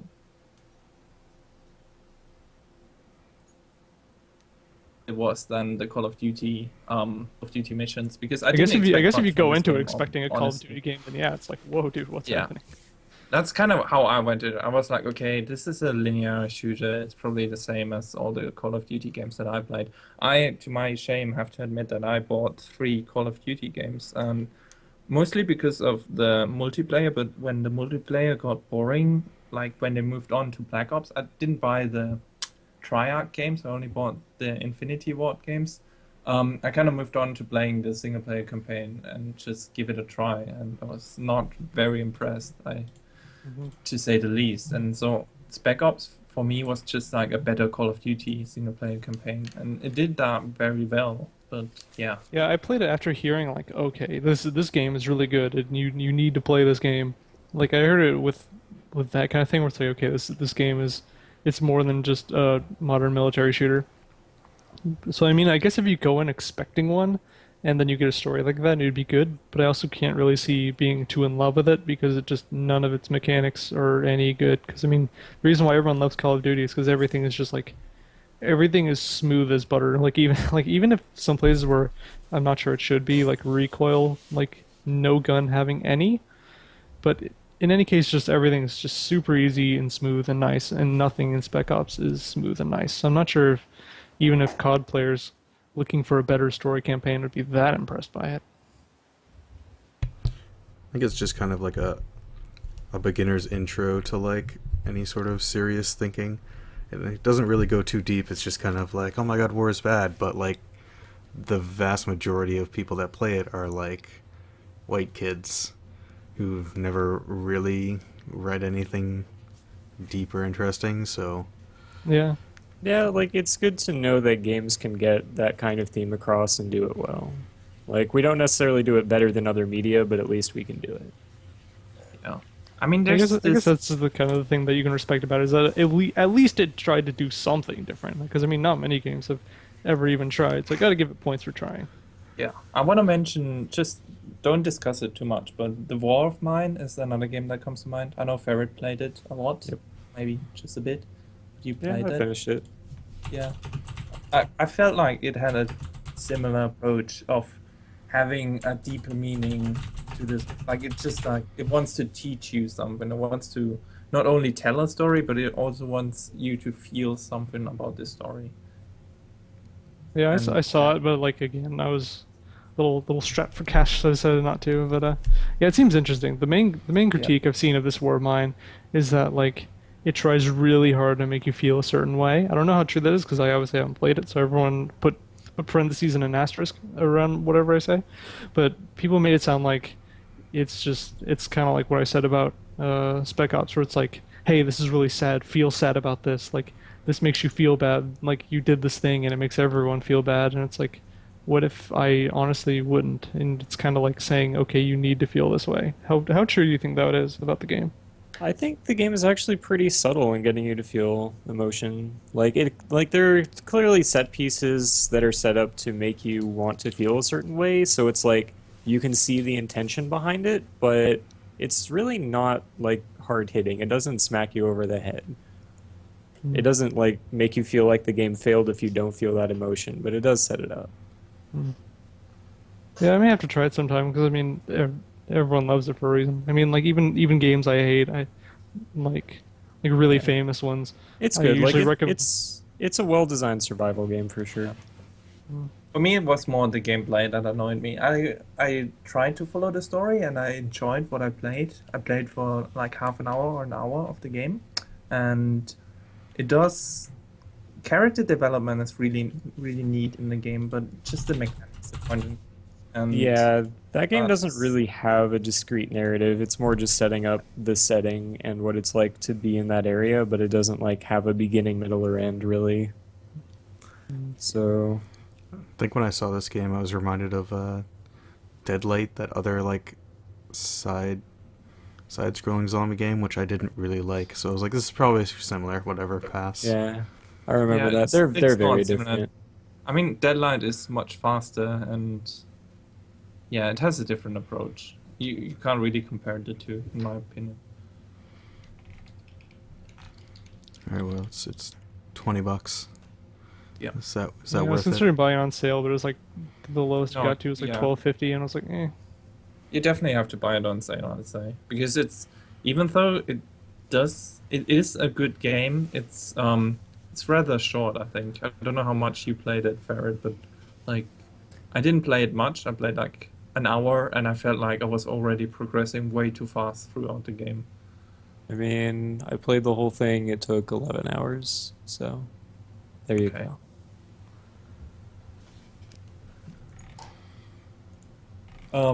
I have a different topic kind of on my notes. I don't know if you guys wrote down notes. I actually You overestimate uni by a factor of like 78. I had ideas. As no, far as I I got. just another game design I want to talk about is like humor in games, because one game that came to mind that I had to think about was Battle Blocks Theater. Oh boy. Because that was one of those games that I would never play because I hate platformers. I just Yeah. cannot play platformers, and for Yeah. some reason I played through Battle Blocks Theater. And liked it because it was really funny and had Stamper and such. Yeah, it's just my humor. My humor is not that really demanding, but still, I enjoyed that too much. Yeah, Just- Battle Block just- Theater, it's like it. I think it's pretty good. Sometimes it does get a little juvenile, but I mean, I feel like it never really aspired or said it was trying to do anything else. So I mean, it was pretty good. I mean, I also enjoyed Borderlands. I know you hate it. Oh god, Borderlands. That was the one I was gonna bring up of being the absolute worst. Like it's just the ultimate standard, and this is how you don't do humor in games. It's like it's just it's just so awful. Like Borderlands 1 was it was okay. I mean, it wasn't too over the top. It was just like, okay, there's some little like haha whatever moments. But Borderlands 2 was just not good in any respect. I mean, like especially when things like what's her name, like Tina, the girl with the explosives. Yeah. Like her dialogue was so bad, I had to turn off the dialogue volume of the game because I was just like, I can't handle this. Like, and then like referencing memes and stuff like that in games. It's like it doesn't make your game better. Like, and no one's like, oh man, I love that meme. I wish it was in more games. Can I install a mod to have more memes? It's like no one wants that. No one likes this. Like, stop. Plenty of people like it, ironically, and that's what they're going for. It's like, Yeah. I just don't get it. Like, yeah, just That's the interesting part about humor, though, because humor can be so diversive, and people can argue about if that joke is funny or not. But as long as one guy laughs, a lot of people just well, think, the okay, problem, I guess, isn't that so much that it's just like intrinsically memes, and that's the name of my indie band, Intrinsically Memes. It's indie pop synth metal. But like you pull up memes on the page, but it's just that like it shows you how little effort is going into the writing. Like instead of writing like something clever or funny themselves, they're like, oh man, we can talk about this thing that's popular on the internet right now. It just shows like a complete lack of concern about like actual writing something. Yeah, on Steam I searched for memes, and Borderlands 2 was the first result. I'm trying to think of a game that really made me laugh, and it's been a long time. Yeah. Like Portal did it really well, yeah, Portal but and I yeah, don't Battle know Block what else. Theater, beat it, yeah. I think Sunless Sea actually had some good moments. Not like it tried to be funny, but just like its writing is so good that some parts of it that are funny are just so well written. I think this is one thing I kind of want to bring up since we've been talking about Fallouts recently. Is that people talk about Fallout 2? Well, people who haven't played it will usually be like, "Oh man, Fallout 2 had a lot of funny moments and a lot of dark humor," and they'll always point to that, be like, "Oh yeah, the game was hilarious." But I can't remember a single like straight up joke or something intended to be just intrinsically like kind of jokey. Things are just kind of funny and I don't know, just kind of the irony in a lot of situations. Yeah, it's like a lot of the humor you just kind of appreciate it. It doesn't really make you laugh out loud or anything Yeah, like it's that. just something that you like kind of see what they're getting at. It's funny. And I feel like that was really misinterpreted going into Fallout 3 in New Vegas, where they're like, "Oh, Fallout 2 had some humor. And it's like they replaced that by putting you in like goofy situations, and it's like Well, Fallout it's 3 did not do anything right with yeah, the it's Fallout world. yeah, it's just like, okay, we'll just make the situations really goofy because people are telling us Fallout 2 is funny. We don't actually want to go play it. We'll just take their word for it, and we'll. I feel like I just feel like everyone who talks about Fallout 2, like 98% of people haven't played it, and they're like, "Oh man, Fallout 2 is a hilarious game." It's like, something tells me you haven't. I mean, they have Fisto, which is clearly a reference, but yeah. Mm. I'm not the biggest Fallout fan, to be honest, and I don't think those games are very funny in that regard. Like Yeah, I even mean, I if they love have Fallout like these 2, 1 and 2. references, but yeah, like 3 and 4, 3 and New Vegas. Yeah. Yeah, it's just it. At some point, it feels like it's trying too hard, and I was probably more laughing about GTA 5 and even a bit GTA 4 main quests than like the obvious fun games like Borderlands 2 and Fallout. Yeah, New I feel like it can like even if they're over the top in GTA, it works a little bit better because it Yeah. isn't in a bit more of a realistic scenario. So you kind of laugh as if like things that like if this actually happened. Something like Borderlands is just like this is so disconnected from everything. It means nothing to me. Yeah, that's probably the point. I think that's also why Borderlands 2 humor of Tiny Tina and something like that doesn't really get you as a Hmm. player, especially you Yeah, with limited humor. yeah. I just don't know humor in games, man. It's just not. I don't know what it is. Like, why does it fall flat so much? But I guess it's like trying to be funny to like completely everyone. Either that or it's just like there's so many things like as you look at E3 and other videos where it's like what do gamers like? It's like gamers like memes. Gamers are internet nerds. They like this thing. It's like made by people who aren't part of that community and just try to be like, "Hey, fellow kids." And it just kind of falls flat so often. I mean, humor relies so much on context and timing, and video gaming is like the medium where it's the hardest to control what somebody has already seen and at what time somebody will see it. So Hmm. it's really tough to do humor in games. I think it's also easier to advertise a game that has memes and funny shit and make a game trailer for that than a game that's actually complex and features great story because I know shit. There's one puzzle game. Sorry to go back to puzzle games. There's one narrative puzzle game. It's not a great game, but basically the entire promise of the game is it being very very deep and complex and all of that. And game devs actually did not want any let's plays and stuff like that on YouTube, simply because they realized if people see the story on YouTube, they will not buy our game. And it was a good game. I just can't remember. It's the one with the. It was recently featured on Steam, and I deinstalled it because I figured you can't sprint, so it's not a speedrun. And it's just weird that there are games that can be spoiled and just have no value to be played just because they rely so heavily on being not advertised, basically. Like you can spoil I'm the not sure game and agree there because it sounds like you're kind of agreeing with the developers saying that like once you watch this game there isn't much left. I mean, Uh, I didn't enjoy it. By far, I didn't enjoy it, yeah, but it but was decent. to give a shout out to Mr. Ferret here, one thing that can be watched on YouTube, and you can get essentially like what the essentially like the gist of the game just by watching it, Stanley Parable. But Yeah. what is Yeah. said in the game and like all the jokes, everything the narrator says, you can listen to that, but that's not the experience of the game. The experience of the game is what you're thinking in your head as you make those decisions as you go. I mean, the game definitely does wear out its welcome because I mean, it does try to like it's not built for you just going through every single time, every single different path. It's more like go through it a few times and just kind of get the idea, think it over, and be done with it. But even so, for the context of like looking things up on YouTube, I feel like there's a lot of experience that comes in the things that you're just kind of thinking as you play it, even if it's not directly represented in buttons you're pushing or things you're looking at that can be missed just by watching something like that. So yeah, Homesick was the name of the game I was talking about. So yeah, Homesick has a similar approach to Stanley Parable, but far less.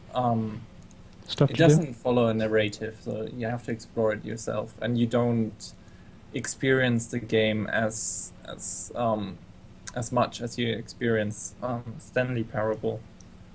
And yeah, so that was a huge problem for the game, I think, because if you know what is happening right from the beginning, you don't feel like playing the game anymore, and that kind of ruins the whole sale point of the game. If you don't feel like playing the game because you know what's going to happen, it yeah, I don't know Mhm. if that's bad game design or Yeah, it's just if like yeah.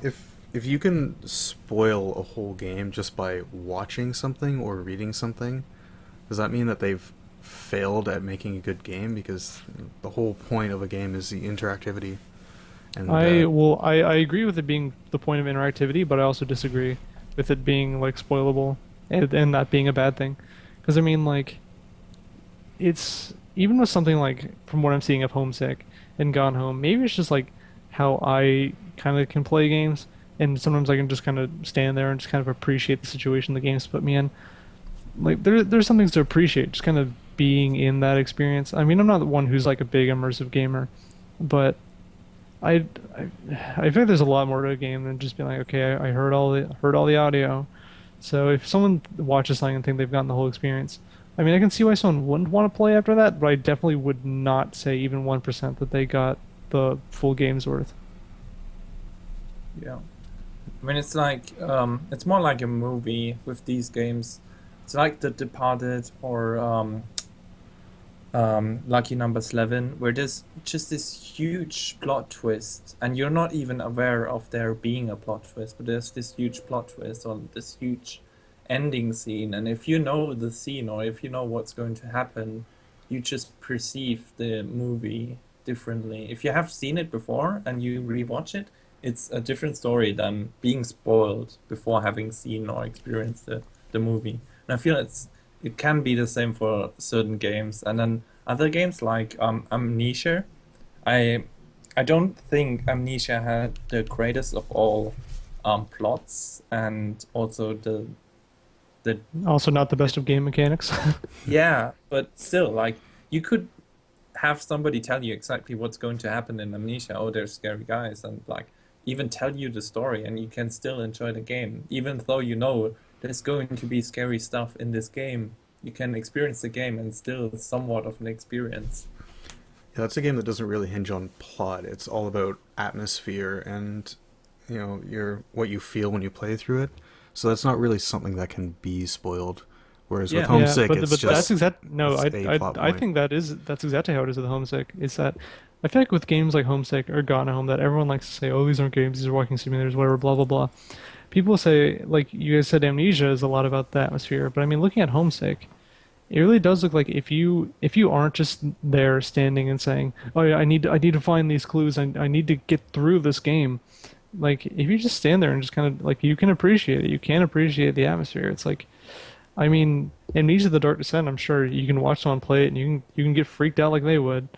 I mean, maybe not as much, obviously, but it's with those kinds of games, it's really about what you put into it. Like with Amnesia, the game can say, "All right, to keep going, you need to do this," and that's kind of what people say. Okay, this makes it a game. This makes it this kind of experience. And just because in Homesick you need to be like, okay, this I just want to stand here and just kind of think about things. Like, sure, the game doesn't force you in any sort of way, but it's kind of built to lead you towards that, and I feel like that definitely doesn't make it a lesser game.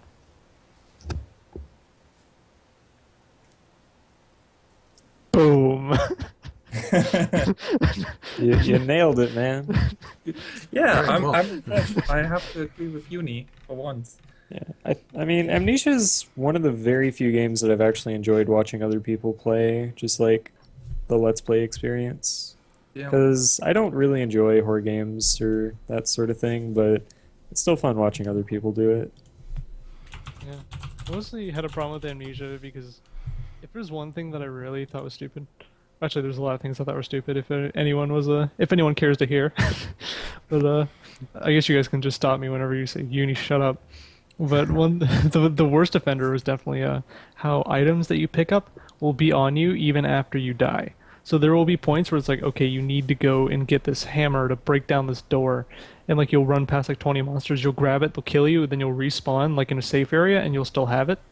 So you're like, okay, I can just game this system infinitely now, and that really sucked the life out of the game like instantly for me because I'm like, okay, well now any progress I make can never be taken away from me, so I have no reason to care. And then with the sanity, at first I thought like if you ran out of sanity, you would like be so incapacitated you couldn't move, or you would die or just straight up fail. But then I'm like, wait, you can just not like it doesn't do anything. It makes your vision a little blurry and it does make it annoying, but you really don't need to pay attention to it at all. So like I just stopped caring and just kept walking and striding straight through the game because I knew that like I can go as insane as I feel like, I can get in as much danger as I feel like, because nothing can actually stop me. Yeah, Amnesia loses a lot of punch once you just look at it as a collection of game mechanics. It sort of relies on you continuing to accept what it's trying to tell you to be a good experience. Yeah, I mean, like I'm kind of I guess the jury's still out on whether I think that like it's just me who didn't give enough credit to the game or something like that while playing it, but I mean it's just such little small things it could have done. Like like you don't need to make the sanity limit so in such a way that someone's like always passing out, or just do it so like eventually you fail, so someone's like, okay, I need to pay attention a little bit to this, like I need to think about this, or something like you after you die you just have to do that again. Like maybe that might be seen as punishing, but it will improve every other aspect of the game because like now you're like, oh, like I don't want to lose my progress, I need to keep going, I don't want to die, I don't want to die, and then it it improves like every aspect of the atmosphere, with the sole detriment being someone may have to like play through an area a couple times, which I mean is also bad because then you're like, okay, well, death has no consequence in this new way instead. But I Yeah. mean, with some rebalancing, I think it could honestly work a bit better. I think one game that did that really well is System Shock 2, just because it's actually really terrifying because you have these, really hard monsters and you're really low on supplies, and if you die, then you just reload a save. Like there's no sort of backup or anything. Yeah, So I mean, I talked about it in my Resident Evil video that I'm kind of working on, but then a lot of awful things came up in my life. But we'll get okay. back to that. But basically, it's like in Resident Evil 4, it kind of brought back the old you can only save at certain locations, like the typewriters from the original Resident Evil. Hmm. And it's like, okay, you need to take your progress seriously. Like these are the only places you can save. You have to be careful, like manage your supplies, and like this really matters. But then it also included like checkpoints. Like if you fail a segment, then it's like it puts you down immediately before that segment with all your ammo intact, everything, and just saying, okay, try again. For a game that wants to be like horror and based on using your resources intelligently, where you can blow through the thing and be like, oh, okay, I just need to do this. Like the two pieces of the key are like in here and here, so I can just sprint straight there, and I don't have to use all that ammo I use. So I'm just gonna restart the checkpoint. It's like that's really bad. Like just like you need to make players take things seriously. Like you can't just be like, okay, this is a horror game where the entire mechanic is based on being intelligent with your supplies. But just keep trying until you do it, and then it's all good. Yeah, Also, my issue with horror games is that they all advertise themselves as being the most horror-inducing game of all. Like, um, I don't know, The Evil Within kind of did that thing where they Yeah. said we're probably the Evil most Within. scariest game of all. And also Outlast did the same thing where they said, okay, we're scarier than Amnesia. And even when Amnesia came out, probably not the devs, but a lot of Let's Players and people that reviewed it said like, oh, this is the scariest game we ever played. But honestly, I don't want games to try hard to scare me. I want games to pull me into the atmosphere, and then just the scare comes from itself, as you mentioned in like System Shock 2, where Well, the I game feel like itself that's kind of a product of its advertising rather than its actual game design. Because I mean, if a horror game comes out and it's just like, okay, here it is, then people will be like, yeah, okay. But if it comes out and they're like, okay, this is the scariest, biggest thing, like this is gonna scare your like everyone that knows of horror games, like, okay, I'm gonna try it. All the Let's Players are gonna be like, oh, this is apparently really scary. I'm gonna try this, and then get all the views for freaking out. yeah, but Like it's just it's it's not just a solid marketing tactic. Like I'm not sure what yeah else to say about it. yeah, but it's only marketing. It's not making the game any better. Like Outlast, Well, I mean, no marketing is it's supposed not to. a It's good supposed to game sell because all the copies. it's trying too hard to be a scary game, and then it also follows a storyline, and I don't know, people kind of liked it. I Outlast. yeah, I like, think Outlast was like an indie game, wasn't it? Like a pretty small group did it, right? yeah, still like Because I mean, that game was actually like insanely polished. Like I feel like I don't know, like you can hate on that game as much as say it was scary or it wasn't scary, but I honestly think it did a pretty good job for what it was trying to do. Because I mean, uh, I don't know. I guess I can't really get that much into it because I mean, it is really a simple game where you just kind of walk around and use your night vision. But I don't know, like I feel like saying something isn't good because it just isn't that amazing scary is like I don't know. I'm not sure that's super valid. Well, one horror game I thought was really poorly designed was Dead Space. I played through 1 and 2, and I played on normal, which is apparently a mistake, because it was way too easy. You just, yeah, like, that's drown in med packs and ammo the whole time. And it's so hard to be scared when there's, like, no way you can die, because you can just keep throwing on more med packs. I mean, I mean, everyone loves BioShock, and they say BioShock's scary, and you can pile on, you can have 9 med Yeah. packs on you at any given moment. Yeah, But I I mean, feel mm, I feel like Darkest Dungeon does that pretty well, with like actually making you nervous that you might lose your guys. yeah, absolutely. I mean, I had a totally different experience with Dead Space. I only played 1. I didn't play 2 or 3, but I have the tendency that when I play a game casually, I always set it to the highest difficulty by default. And if I get frustrated and I enjoy the game, I go down to normal. And if I get frustrated and did not enjoy the game, it's just a shit game.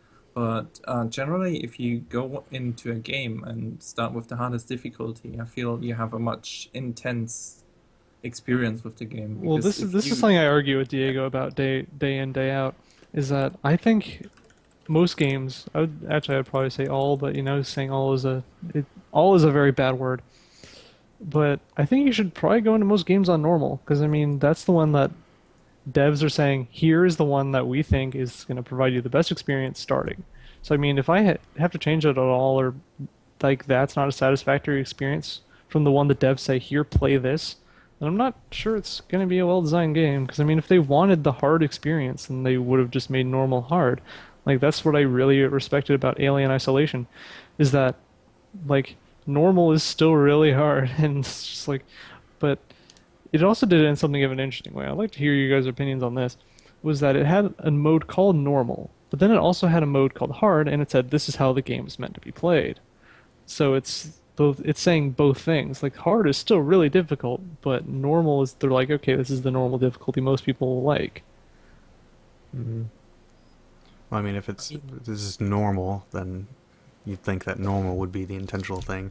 I don't think most people are even going to read the descriptions for it. They're just going to be like, normal, okay, go. I mean, just saying like this is the way the game is meant to be played is kind of pretentious because like a game should be played in whatever way is the most fun for whoever's playing it. So So I guess what I just mean is like like this is what the game's balanced for, I guess. I don't wanna I don't wanna get the option to play the game on hard and feel like the game was meant to be played on normal, and then yeah, if I choose to play games on hard mode, I want to feel like I'm being challenged, obviously, but I also want to feel like this is thought through and not impossible at a certain point. Like you just run out of ammo and you have no point to continue if you don't go down to normal. But if I'm more likely to play a game on normal and then just finish it, even though it's way too easy, than playing a game on hard and then realizing, oh, I cannot continue on this difficulty, I have to change. I don't think I had a single game where I played on normal and felt like it was too easy and I changed it to hard. I just continued to get the rest of the game and then thought it was a shitty game. Hmm. I guess it's just like it's so variable. It's kind of like how much like what I mentioned about puzzle games, where it's like so variable on how someone thinks about things. Someone can play a game on normal and have an absolute bear every time. I mean, this happened with me at Bayonetta. I played on normal difficulty and I had a pretty hard time with it. And then Diego's like, "I know this is the easiest game ever," like he does with every game. But but it's just like Except I don't know. Castlevania 3. Yeah, pretty much. It's like I don't know difficulties. I don't know. I guess you kind of have to have different modes, but on the other hand, most games aren't served very well by it. Because I mean, it can really help by being like, okay, no matter what, someone's gonna like these enemies are gonna be here. It's gonna be this many. They do this much damage. Like we can expect this every single time. But then you make a hard mode. It's like, okay, well these enemies do more damage now. We don't like has all the ammo been balanced for that? Like, can we just assume that they're good enough to be this good or this good? It's really hard to get right.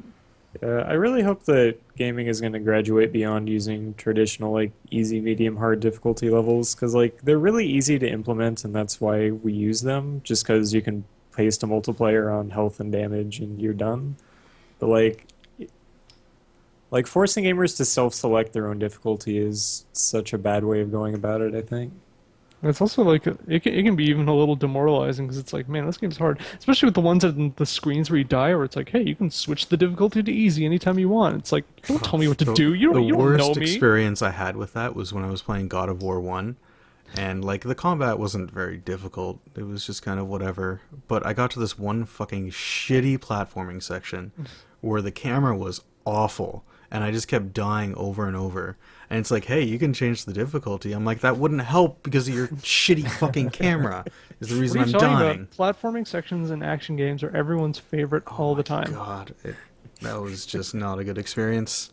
Like, the entire game, I died like once or twice in combat, and then like 50 times with platforming. It was terrible.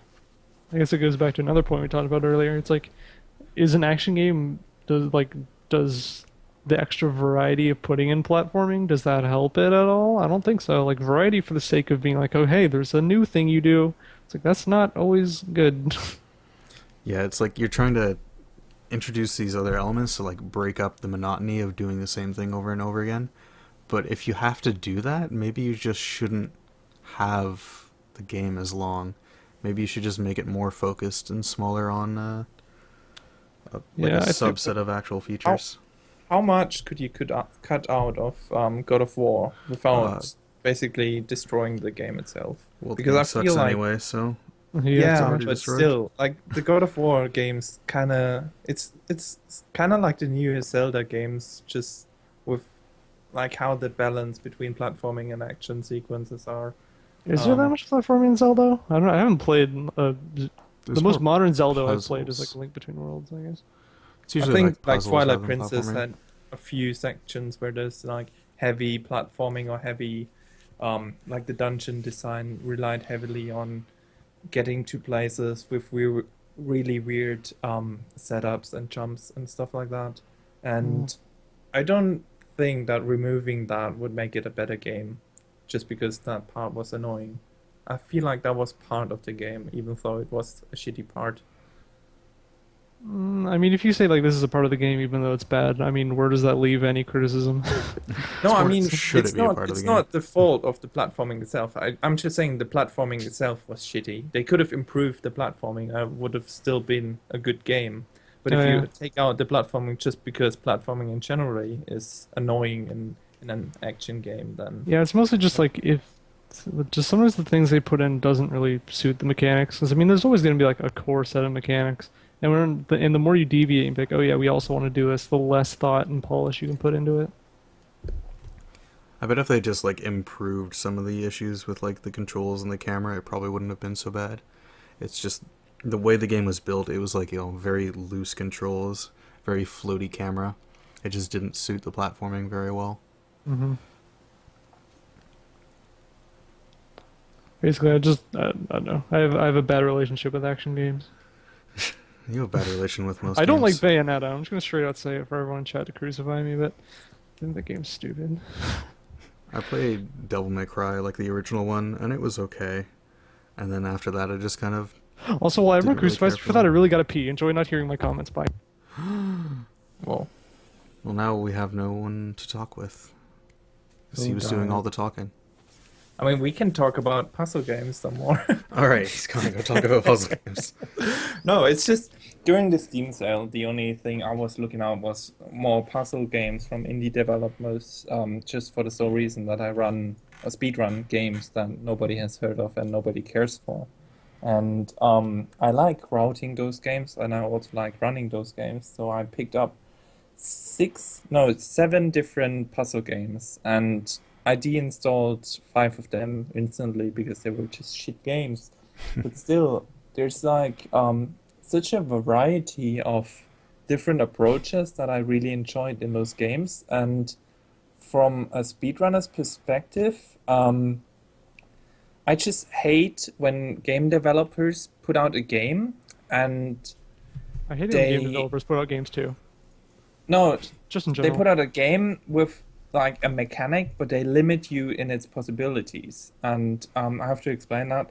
There's a game called Dream. It has been in open beta for like over 2 years, I think, and you can still buy it in early access on Steam. It's been there in early access for pretty much One over a one year. point, just the name Dream is terrible because there's like 18 million things called Dream. It took a second to find that through the search. Yeah. It's just Dream itself, and it's still an. And the thing with this game is, you have a sprint mechanic and a jump mechanic, but you have a limited amount of sprinting and a limited amount of jumping, and you cannot jump after a sprint, pretty much. Or like sometimes it works, sometimes it doesn't. It has like a really weird adrenaline or stamina mechanic, and just this part alone in a puzzle game is just too much for me to handle. Like I wanna Goddamn I want a keyboard. game, a puzzle game where I can focus on the puzzles and the gameplay itself, and I don't have to worry about coordinating my sprints and my jumps because it doesn't do anything for the puzzles itself. And the game itself, even though it's kind of interesting from its concept, so it's kind of a game where you get weirder and weirder nightmares and you kind of explore your own dreams, hence the title. But just the gameplay and the gameplay mechanics don't really interact that well with each other. And yeah, that was just too much for me to handle. And I played a lot of um, awful and even worse indie puzzle games. But this one is the one that annoyed me the most because it's it's a huge game. It has been in early access for months, and still the most fundamental element of the game is not fixed. So Why would you put like a kind of atmospheric puzzle game in early access? It seems like possibly the worst thing to ever do. But one Not one one thing that recently came out that really bothered me was I'm not sure if you guys heard it, but this game company called like Tale of Tales recently went under, and their biggest project that came out recently that made them go under because only like 4,000 copies got sold, including their Kickstarter, which was about like 2,500 copies, something like that. But one of their advertising points is like, okay, we're making an art game, but for gamers, it has a typical control scheme. It's like, yeah, it's like control schemes are made so like I don't need to think about them, so I can just like do what I need to do. Like this isn't a point on the box. Like if all your other games have been using esoteric control schemes just for the point of being like, yeah, we're not regular. It's like, that's not good. Like, make Yeah. things so I can play them, not so you can make some sort of statement about WASD. Yeah, that's kind of really an annoying part in games. It's just like you can make as amazing of a game, like a incredible story, great graphics and everything, but if I just can't play the game, then everything else goes out the window. Hmm. It's incredibly frustrating when you're just like, trying to dodge an attack and the dodging mechanic is really finicky and you just can't do it half the time and you're losing because the developers can't make a proper dodging mechanic. It really takes you out. Hmm. Especially when That you have like checkpoint mechanics where you just appear at the beginning of the fight again. You're just like, well, I'm just doing the same thing over and over again. Yep. That's an elemental thing. Like, bad mechanics don't make a game harder. They just make this game more annoying. I just don't want to continue a game if the mechanics are purposely complicated. Um, One exception maybe would be Nascent's E, which is another puzzle game, but still, it How just do you even has. find these games? I gotta ask. There's a guy called Twikex who speedruns and routes them, and we kind of look through shitty games and try to find out if you can speedrun them or not. And yeah, I don't know. It's NA. Yeah, you got it. Um, there's a mechanic where you have to click your left mouse button like every 3 seconds just to breathe for your character. So this sounds really weird, but there's a mechanic in the game where you have to breathe for the character by clicking the mouse button. And you have to do this every time you want to sprint. So you can walk through, or you have to sprint and click the mouse button every 3 seconds. And it sounds sounds horrible. annoying, and it's quite annoying, but you get used to it, and it kind of interacts with the gameplay itself. It sounds much Yeah, but I more. mean, like having a different control scheme doesn't mean bad. It's just like don't go against the grain unless you're actually served by it. Like, I mean, left mouse button for looking and pressing your button. I mean, your left mouse button, like that's probably your easiest and most well-known like primary function button. So this Yeah. game's like, okay, you need to breathe. It's like, yeah, that sounds like an important one. I want to have under my finger at all times. And yeah, that's what I mean. Like, this game mechanic is so weird. Like, I wouldn't want to play a game where I have to keep pressing a button every time I want to sprint over and over again. Like, imagine you play Skyrim and like in between combat you have to keep pressing another button just to keep fighting or your stamina up. And Yeah, like for if you were in Nascent, Skyrim and you just had to like keep clicking the same button mindlessly for combat, that would make the game really bad. no, I mean additionally to that. Yeah. It's weird to explain, but you have to experience that. I wouldn't want to play this in any other game, but in this game, for some reason, it works. But bad game mechanics usually make a game just unplayable for me. Yeah. Like, And for one last thing about the nascency or however you pronounce it, yeah, what happens if you use a speed clicker? Do you like pass out? yeah, you can't click too fast. Oh, so like it forces you to only breathe at a certain amount? kind of hyperventilate. It forces you that to sucks. be in a certain pattern. What's even the point then if you can't make yourself pass out? Yeah. So if you just don't click, do you just die? No, you can't sprint. If you don't click, you can't sprint. And that's if you boring. Okay, speedrun that the seems weird to me. Like I feel like if you're gonna make a game where it forces you to breathe, you might as well like go the whole way with it. You have to breathe, but only when you're running. Every Yeah. other time you're fine. Yeah, I thought that's how it used to be, but it didn't really work out too well for me. And that might be a better mechanic for a horror game. Because then you're like distracted from keeping that going, and it might negatively affect you when you're trying to get away from monster stuff, and you panic, and then you screw it up, and it costs you bad times. Just seems like Costs you in- bad times. Your speedrunner is showing. yeah. Yeah. I mean, that's kind of what I wish Daisy and all the other open world zombie games would be more about. Like trying, just keeping you distracted from the world by trying to keep yourself alive. That you don't really. That the combat of the zombies is in much higher relevance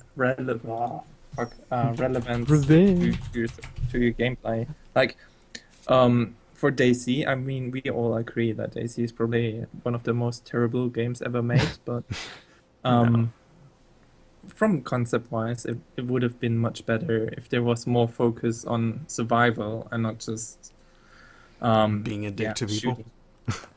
Like Yeah, nobody cares about the zombies anymore once you have gear, and yeah. then That's why it's so great because I played it like at the very, very like alpha kind of stage where you started off with a gun and supplies and stuff like that. And it was kind of interesting because back then, for I guess for one, the zombies were a bit more stable and they couldn't walk through walls and stuff like that. Was that I think the game just would have been really well served if the atmosphere was as oppressive as it tries to say it is. Because like you can outrun the zombies, you can do everything you want, you can avoid them pretty well, and that would really force cooperation because it's like you can't like if you just go shooting someone, then a horde of zombies comes. It's like okay, you just lost, like your greed just killed you, and the way the game stands, it isn't like that. So it's just like just kind of being mean to people for no reason, for yeah. real explicit benefit. So that just kind of makes the whole game fall apart, really. I kind of want a single player game with that concept where you, as you said, you're so occupied with keeping yourself alive or distracted with something else that you kind of forget about your enemies, and then the enemies become a real threat, like the NPC enemies, and I kind of want to experience that, but I The problem guess with it's not. NPC enemies is that like I feel like at the basic levels that if you make them regular and predictable, then they're just like usually cold and logical, and then it becomes like kind of you just kind of feel like, oh, I died here because I was supposed to, because the NPC here was just a mean NPC. Then if you make them random, it's like nothing is satisfying, and I feel like that's why that I think it would only work with humans, because humans you can kind of reason and interact with at a much higher level than any NPC you possibly could ever code. Yeah, I can't. That's the thing. I can't think of a game where the NPC enemies are somewhere in between, way too easy, like you don't care, or just unfair and too hard.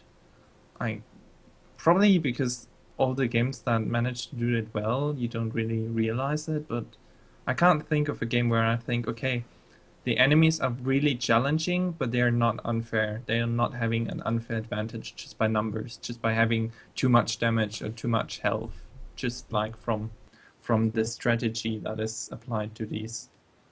Like Dead Space was probably trying it with introducing different zombies, but then again, it was just relying too much on this jump scare mechanic than just having clever zombies or aliens in that regard. Yeah, I feel like I know this might be something that Uni likes that everyone else doesn't like apparently, but I think Dead Space is actually okay. But I do agree with the jump scares being pretty bad because like after the first mission or so, I was like, okay, there's an event here. $10 is after I push this button and turn around. There's gonna be something jumping out at me. There's a But vent I there, there's a dead body there. Alright, we know what's happening. yeah, it became kind of cheap, where it's just like, okay, there's this one on the ground. I can't kill it yet because I'm not supposed to. Blah blah blah blah whatever. But I think using the plasma cutter, I think it was called, to like rotate and shoot limbs off. I Hmm. think having a way that like you need to focus and override your instinct of just headshots and really like carefully plan your fights even when things are jumping out at you. I think that was a pretty cool concept for a horror game. So I don't know. I do give it some credit. The one thing I kind of fault it for is that it never really used that to its like to the best of its ability, because every enemy type would be like you'd get a group of the tentacle babies that like had all the vertical ones, so you needed to shoot horizontal, or you get a group of the regular ones and you need to like shoot their arms. Like it'd always be the same type. There'd be very limited mixing, and when there would be mixing, it'd be like maybe just one or two enemies just to be like, okay, we can't make them think too hard. So I think it's cool, but maybe not as good as it could have been. Yeah, it also kind of it didn't do very good when you have like a fully upgraded plasma cutter with a shitload of ammo, and then you don't really care anymore. You just kind of spam in the enemy's general direction. It doesn't really matter. Yep. Yeah, Yeah, that it could have been a lot better. It's just I do at least applaud the concept of making you really think as you fight. I mean, for me, Dead Space, I was playing Dead Space on the hardest difficulty, and I had difficulties with playing the game because, um, other than on easy and normal, you were actually running out of ammo on the harder difficulties. But just because you had the option to invest everything into this plasma cutter and upgrade it to be like the best thing ever. That was kind of the one way where you could make the hard difficulty kind of easy, because once the plasma cutter Element was and strategy, Chapter 1, Yeah. game design. once it was fully upgraded, you could just destroy any zombie just as fast. But the issue was, your ammo was so limited that once you ran out of plasma cutter, you were kind of screwed. And Yeah, the one thing that I wasn't sure about in the Dead Space kind of weapon design is that like when you start out the plasma cutter, it straight up shows you it's like, okay, you use the plasma cutter to rotate it and kill enemies like this. Like that's the way you kill enemies. It's saying that like you shoot them normally, things aren't going to go well for you. Okay, here, buy this assault rifle if you want. I'm like, no, like you just told me that like severing limbs is Yeah. what I should be doing. Like I'm not going to buy an assault rifle. And then it's like, okay, now we also only have ammo for this and this. It's like it's a little clumsy. Yeah, I only Yeah, ever it used the feels- first weapon. you feel so punished because you find all this ammo for guns you don't have, and you feel like it's just wasted because you were just cleaning this room, wasting all this ammo, and you don't get any ammo in return. And even though that might be a bit more realistic in a unrealistic sense, but like just from how the game is made, but I feel like for me as the player, it's just frustrating to have the option of either using my powerful weapon or just go buy an unuseful weapon just because I have a second sidearm once I run out of ammo. I think the only weapon that was really useful besides the plasma cutter was the flamethrower. But just think because so. they had these little guys that came in numbers, like there was just the segments where like 20 little zombies were jumping you, and yeah. That reminds me of a really awful example from Resident Evil 4 because guys know how much I love that game. But pretty much the whole game it's like you can just use any weapons you want. I mean, most people use a pistol because you start out with one, and it's kind of like the default ammo type. So you're like, okay, I'll use this to clear out the usual mooks. But and like the game does intelligently say, like I actually did a lot of research into the Resident Evil 4 dropping, and the game will only give you ammo. Well, I guess mostly there's a very small chance for otherwise, but it'll give you ammo for the weapons you have in your inventory only. So if you're using a pistol and a shotgun, it'll give you pistol and shotgun ammo, maybe occasionally super in like certain drops, rifle ammo or something like that. And then like you upgrade those weapons and it costs a lot of money, and you get through the game pretty well just like that. But then at the very end, there are the regenerator enemies that everyone loves so much. And it says, okay, here's a thermal scope for the rifle. Use the rifle to shoot the specific parts. And it's like, what? Like, immediately before you're given that, you're getting the final vendors where you can fully upgrade your weapons and you can buy an expensive suit of body armor that reduces damage you take. And you still have limited space to put things. So it's just like, you just blew all your money. All your space is gone, and then you're given an item. It's like, okay, use the rifle, and that's how you kill these guys without spending all your resources. It's like, what? Like, I can't upgrade this thing using about 500,000 pesetas, and like have inventory space for this. And now this is what you want me to do? Like, that's just not good.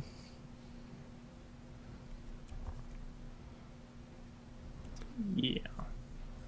Yeah. Basically, that game sucks, and I don't see why everyone likes it. But we'll hear more later, right? Oh yeah, well, I hope so. If relatives stop dying.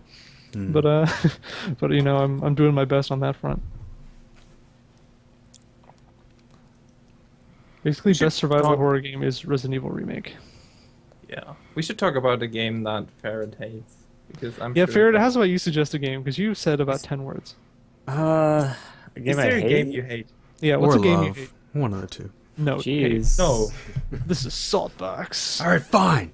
Fuck We need, you. to get, What do we, you need to hate? get, we need a guitar riff that plays every time someone says Saltbox. I mean, I don't play bad games for long enough to ever get to the point of actually hating them, so I don't really know. But let's talk about a game I love.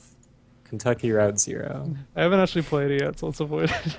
I was wondering if you had. I'm not gonna like spoil anything. I'm just gonna talk I bought it about for the sole purpose because Farrad is the gaming god, and he's like, hey, this game's really good. I'm like, you know what? I guess I'll buy it. Yeah, Yeah, I like was supposed to play this a while basically, ago too. yeah, basically it tries to take a lot of elements from theater and put it into a game. So like a lot of games try to be very cinematic, so they use cinematography. But Kentucky Route Zero uses like theater sets as the backgrounds and stuff like that. And the choices you make in the game aren't so much like mechanical choices or like what you want to do or what you want to do next. It's all just like dialogue choices. But none of your dialogue choices actually change anything that happens, but rather it interprets the characters themselves. So like the relationship that you have with your character isn't like an agency relationship where you're telling them what to do or you're controlling them or you are them, but rather you are like in the same position that an actor would be to the role that they're playing. So like you get to interpret your character and who they are and why they react the way they do. It's so That's cool. pretty interesting. Yeah, I need to play that. Just just gotta sit down and do it, I guess. Yeah, And I've- Act 1 was released like 3 years ago, and they're still on just Act 3 of 5, so it's gonna So be so I can take my time, is what you're saying. You absolutely can. So I'll get to Gotcha. it in like 4 years. Awesome. What is the pace of that game? Because I've seen a lot about it because you talked perfect. about it. I don't know. The pace? The general pace of gameplay, like I mean, it's it- pretty slow. Like, it's a game that doesn't really have any mechanics, so you can spend as much time as you want just exploring around, but like, you can go through it pretty fast and there's not much replay value. It's just sort of a one-shot thing. But I'd say each act maybe takes like 4 hours. that's reasonable. That sounds pretty meaty. Yeah. Yeah. Yeah, I had to play it. I mean, I don't. It seems like Kentucky Route Zero is a good balance between a game that really wants to like say something and be arty, but then also actually have something to do and not purposely try to alienate people who play games. Yeah. Like, it advertising doesn't Game it Pass doesn't support. feel at all pretentious to me. Like, it's not trying to say, hey, we're so cool because we're doing this. Like, Oh, you mean like The Graveyard, the best game ever made? I haven't heard of it. The Graveyard is a game where you walk into a graveyard and sit down on a bench, and that's it. Cool. That sounds pretty It- arty. Yeah. It was made Probably by just too deep. It was made by Tale of Tales, the game company that just went out of business. The funniest part is like I was reading their Twitter after they went out of business, and they're like, "We like, good riddance, PC gamers. Like, we don't want to go for the stupid Steam audience anymore. They don't get anything. It's like you guys made games about sitting on a bench, and now you're saying we're the stupid people. like you can't blame. Like, you can make whatever you want, but saying like, oh, these people are just stupid. They just don't get it. They don't like us. It's like, maybe you can just take a step back and be like, you know what? Maybe I can make this better. Like, an artist shouldn't say what I made is good enough and people just don't like it. And like, you should strive for better things. Like, just keep innovating and something good will eventually come of it. On It's the like bench. the person who blames all their fans for everything going wrong, or like there was one guy on our Twitch once who was blaming his viewers for not being big because his viewers What? aren't helping him out. It feels like the same kind of petty bullshit. I had one viewer for pretty much my entire streaming thing. That was Diego, and now we're best friends, and that's what counts to me. Like, if I can stream and get no viewers and one best friend, that is a definite win. Especially if it's Diego. Yeah, Yeah. especially Diego's a good guy, even if he, is a bit of a difficulty. I don't want to use bad words, but it starts with a W. But Yeah, but that's kind of the Phil Fish approach. Like, thinking too much of yourself that you kind of lose reality of what is going on. yeah, Like, I mean, just it's a- as an artist, you should just, I don't know. I think everyone in general should be humble. I don't want to say like, oh, artist this, artist that. Just don't. It's just as hard to be nice as it is to be a dick. So just be nice. Yeah. No, I mean, it's okay to dream big, and also kind of like the kind of punk rock approach to art is very welcome to me. But then again, if you behave like a dick, you kind of have to back it up with like good stuff that you produce. Yeah. Like, if Phil Fish would be like, okay, screw everybody, I'm just gonna do the game that I want to create and not listen to the fans. And if he really pulls through and creates a game that he really wanted to create, and it turns out to be either a shitty or a good game, it doesn't matter. He made what he wanted. But he's like, okay, you guys criticize my art, okay, you don't deserve my games anymore. And that's kind of like the most idiotic thing you can say or claim. Yeah. Like, just be true to yourself. You don't have to be saying. Yeah. Yeah, I mean, it's like I'll hate on every game sun up, sundown, day and night. But it's like even for games that I hate, like Ocarina of Time or Symphony of the Night or something like that, a lot of people really, really love those games. And if someone will say, "Hey, should I play it?" I'll say yes every single time because people don't like bad things for no reason, and they don't hate on good things for no reason. It's like people like there's a reason why people like things. If someone says, "Hey, this is bad," then you should at least hear them out. Like if even if you think like, "Oh, they really misinterpreted this," you could be like, "Well, maybe I didn't quite like. I know my message shouldn't be interpreted like that, but maybe I just didn't deliver it the right way." And you really have to really consider that. Like, give people their own due, you know? Maybe these things really are subjective. Maybe there are no objectively bad games. No, there are objectively bad games. No, they're all the ones Uni says are bad because he's smart. Well, if I you mean- think they're bad, why would you also still recommend them? Because other people like them. Because everyone needs to be super highly intelligent and discerning as I am because I'm the only good person in video games. I know everything. Oh. Oh. Then again, I know some people have just really low standards, and if they say they enjoy something, that doesn't mean it's. I wish I enjoyable. had low standards, to be honest. If I could just crack them in any game and be like, you know what, I just had fun for 8 hours. I'd love that. Dude, Yeah, you gotta have low standards, man. It's the best thing ever. It's so hard to get them there, but once they're there, it's. Chubbs, come on, you get clear salty over sales. everything. You have the highest standards. Don't even pretend. Nah, Yeah, I'm just salty in general. It's not the game's fault. It's mine. Man, getting salty at games. I guess that could be a topic on its own, really. On That's Saltbox? pretty much what the Saltbox is. Yeah. Just overall. No, I mean from like a game design standpoint. Like, of course, I think who is it that whined like an annoying person a while ago? I think it was Arctice, just because Arctice is Arctice, about Dark Souls. Where it's like I went into that game hearing everyone say, "Oh, this is so hard," you're gonna be frustrated. Like I heard people breaking controllers, and I'm like, okay, this game's designed to be hard. So you know what? When I die, that's okay. Like I know everyone else is having a time like that, so you know what? That looks pretty good. And like no matter how many times I die, I'd be like, you know what? I learned something. I'd go into bosses and be like, you know what? I don't care about beating them. I'm just gonna circle them around them until I learn stuff, and then I'll die, and you know, I'll try again. Everything's okay. Fuck So this it's just keyboard. like, just gotta go into it with that kind of mindset. Also, not forcing yourself to play games. I feel like a lot of people would be like, man, I just need to finish this game before I start a new one. The one I always give as an example is I stopped on the last boss of Raiden Rising because I'm like, I don't think I'll beat this guy, and I had fun with it, so I'm done. And a lot of people are like, how could you? I used to really suffer from that, and I kind of hated games because of it. The latest one that I did that with was Ori and the Blind Forest. 'Cause I just didn't really enjoy a big chunk of it, but I still ended up finishing it. Yeah, I heard that game wasn't that great. I mean, it's okay. It wasn't what I expected because I was expecting more of like a explory Metroidvania kind of thing, and it really doesn't have much of that. It's more focused on the platforming. That's Rayman Legends, basically. What are you saying? Yeah.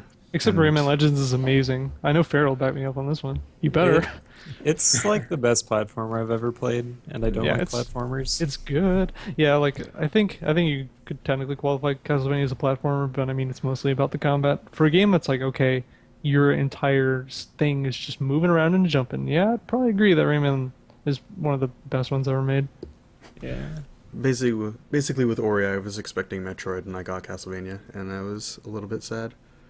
But Is also, someone about to get banned from their own channel? and yeah, but the final, like the last thing that you do in that game, there's like a final escape from the last dungeon. It's just the worst thing I've ever played. It is so bad, and I still force myself to play Well, through it for some escaping reason. something with a time limit, you mean the first thing you do in Super Metroid? Except it was designed really, really fucking poorly. Yeah. It's I can go into a whole thing about difficulty and trial and error now. Basically, it's just trial and error is such a hard thing to balance for difficulty, and usually when you have that sort of thing, you need like some sort of like safety net or fallback for the people who don't get it right away. And I think Ori's thing was just like the worst way you can do it. It's basically there's this whole escape sequence, and like there's a shitload of stuff going on the screen. It's really hard to tell like where you're supposed to be going, like what you're supposed to be doing, where to use your mechanics and stuff, and you really easily die. Like a lot of the things are one hit kills or like really fast 2-hit kills, and then you just die. And it just has a checkpoint at the very beginning of the escape sequence. So every time you die, you just do that over again, and you just end up repeating the same thing over and over and over again. And it's just like there's no point to this. Like I just memorize where all of the different things appear, and then I just avoid them until I actually do it all in a sequence. And it's like there's no, it just kind of sucked. Okay. That's kind of where I dropped. I guess a lot that's what everything comes down to. Oh, it sucks. It was just not fun, and it didn't feel worth it when I finally got it. One thing that everyone describes like the classic thing. Okay, I guess we're going back to Dark Souls. It's just the perfect example of everything. Yep. But the one that everyone whines about is the dragon on the bridge. I guess Drake for everyone who cares. But like people say, oh, that's trial and error. You go there and it just comes down and kills you instantly. That's stupid. It's like when you walk into Berg, it jumps right in front of your face, saying, "Hey, there's a dragon. Hey, hey, hey, there's a dragon right here. You need to pause and look at him." And then you see him like at various points throughout, and then you go to the bridge and you see charred corpses and just utter blackness and scorched and death. And then people are like run straight into it, and they're like, "How could this happen? This is trial and error." Like even the first time I played, like I played as a heavy knight, and I was like, this does not look good. And I was like slowly progressing, and I heard the roar, and I'm like, oh god, and just turned around and started running. And like I still died because like I tried to fat roll at the last second, and it was actually slowed me down, so I died. But I didn't feel like I was cheated in any way. I'm like, well, that game warned me in like 60 different ways that something bad's coming. It was just a bit too slow. But yeah, I see Dark Souls is really fair about like letting you know that everything's coming if you're just observant enough. Yeah, and like the game even sets up where it's like you need to pay attention. Like there's things around corners, there's things that do a lot of damage, there's things that jump out at you. Be ready for it. Like and then one thing one shots you, and they're like, "Oh, this is trial and error, worst game." It's like, don't think so. Yeah, I'll never get people that enjoy the Boshi games and like I want to be the guy. Like I think those games were made for sellouts on Twitch. Like literally, or masochists. Like you have Wait, to so be so you masochist. aren't subscribed to our Lord and Savior Witwix, everyone's favorite streamer? I literally unfollowed him on the first Saltbox live. It was pretty good. Well, like with everyone like applauding you as you did it. Oh yeah, it was a big jerk off. It was pretty great. Yeah. I ate sushi kind of close to that guy once. It was pretty good sushi. Nice. Yeah, I can definitely see Farrah, especially with this whole amazing talk show situation. But Farrah just kind of like sitting in a social situation, just like sizing people up and like writing notes about how to like kill people in case he needs to. I can see Farrah as the kind of guy who takes trophies from every kill. Oh god, I'm scared You'll, now. you'll never see my collection unless you add it to it. Oh well, that got dark Use real their fast. best, you know. Game design. We were talking about Dark Souls. I've been a part of a few communities who peg me as a serial killer. Can I just like have that like engraved like on something? Oh god. Best quote of the evening, definitely. Or even It's like I got just good lordy Lou Ferret. yeah. Dark Souls. Dark Souls So- game design. it's Salt. a game. I we think want to talk more about Boshi. Oh yeah, that. it's Oh just- yeah, I it's just think. kind of shitty. Yeah, those you games just are memorize bad. I mean, it everything. wasn't really designed as a serious game, so Yeah, but I want to be the guy I was. I think it was just designed to be a really hard platformer. But still, that game already had these Like- trial and error approaches, and I think like it was just, a passion project. I find it hard to say that it was designed for anybody other than the designer. Yeah, I mean, I can't fault the game for existing the way it is, but I can fault people saying that this is like a really kind of skill good game. Like it can be exactly what the creator wants it to be and still not good. So, It's just I don't see the appeal at all. Like I love hard games. Like I've beaten Castlevania 3 and Shatterhand and Castlevania. I feel like those games just give me my badge. And the Boshi games are just like, hey, this is hard. That's all there is. I just don't get it.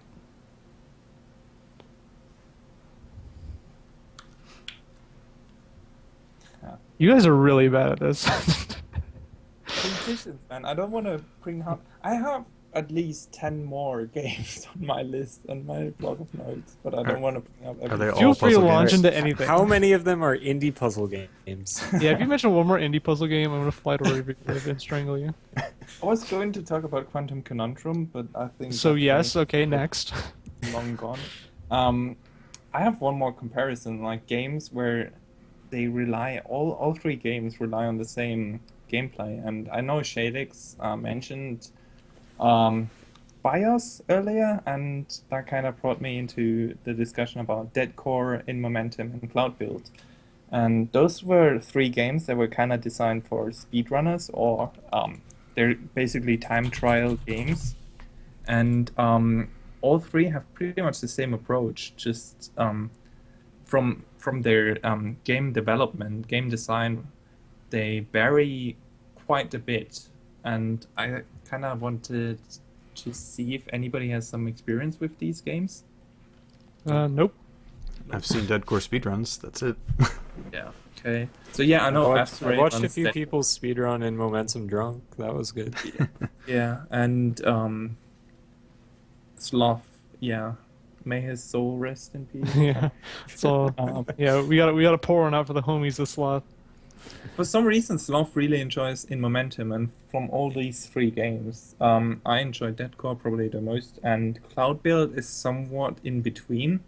So the premise of Dead Core is that you have this gun that enables you to do different stuff, like longer Oh boost. well, that and- sounds interesting. No, yeah, I mean, It's a gun that does stuff. Yeah. yeah, it does stuff Good compared to the contribution, gun Uni. in Cloud Build. In Cloud Build, the gun only deactivates and activates stuff, whereas in Dead Core, it does a bit more than that. You have special skills, more or less, that can expand on what the gun is allowing you to do. And then in Momentum only has this one feature where you collect orbs throughout the level, and that's pretty much it. You start somewhere, you collect stuff, and then you finish. And all three games are pretty much the same principle. You start on a platform and you have to get to the end. But I feel like there's so much such a different approach on the game design that those three games are not really comparable that well. And I just really enjoyed that core and wanted to mention it so people buy it and play it and go ahead. You just know like so much about all these games I've never heard about, and don't. I was just like, what is even like? I guess I'm just not into this scene. Yeah. I mean, I follow the indie scene a lot. Just The a only shout like out. indie speed game like speedrunny kind of thing is like Dust Force. I love Dust Force, Oh, yeah, but that's just like straight up movement, like Yeah. accuracy platformer. yeah, and I heard Dust Force is probably the people that run the Dust Force equivalent of 100%. I think there's like something where you have to basically 100% and even more percent each level, clean sweep each level, and it's at least somebody told me it's pretty much the hardest as you can go for speedrunning. Yeah, It's I would so say that. precise and It is so insane.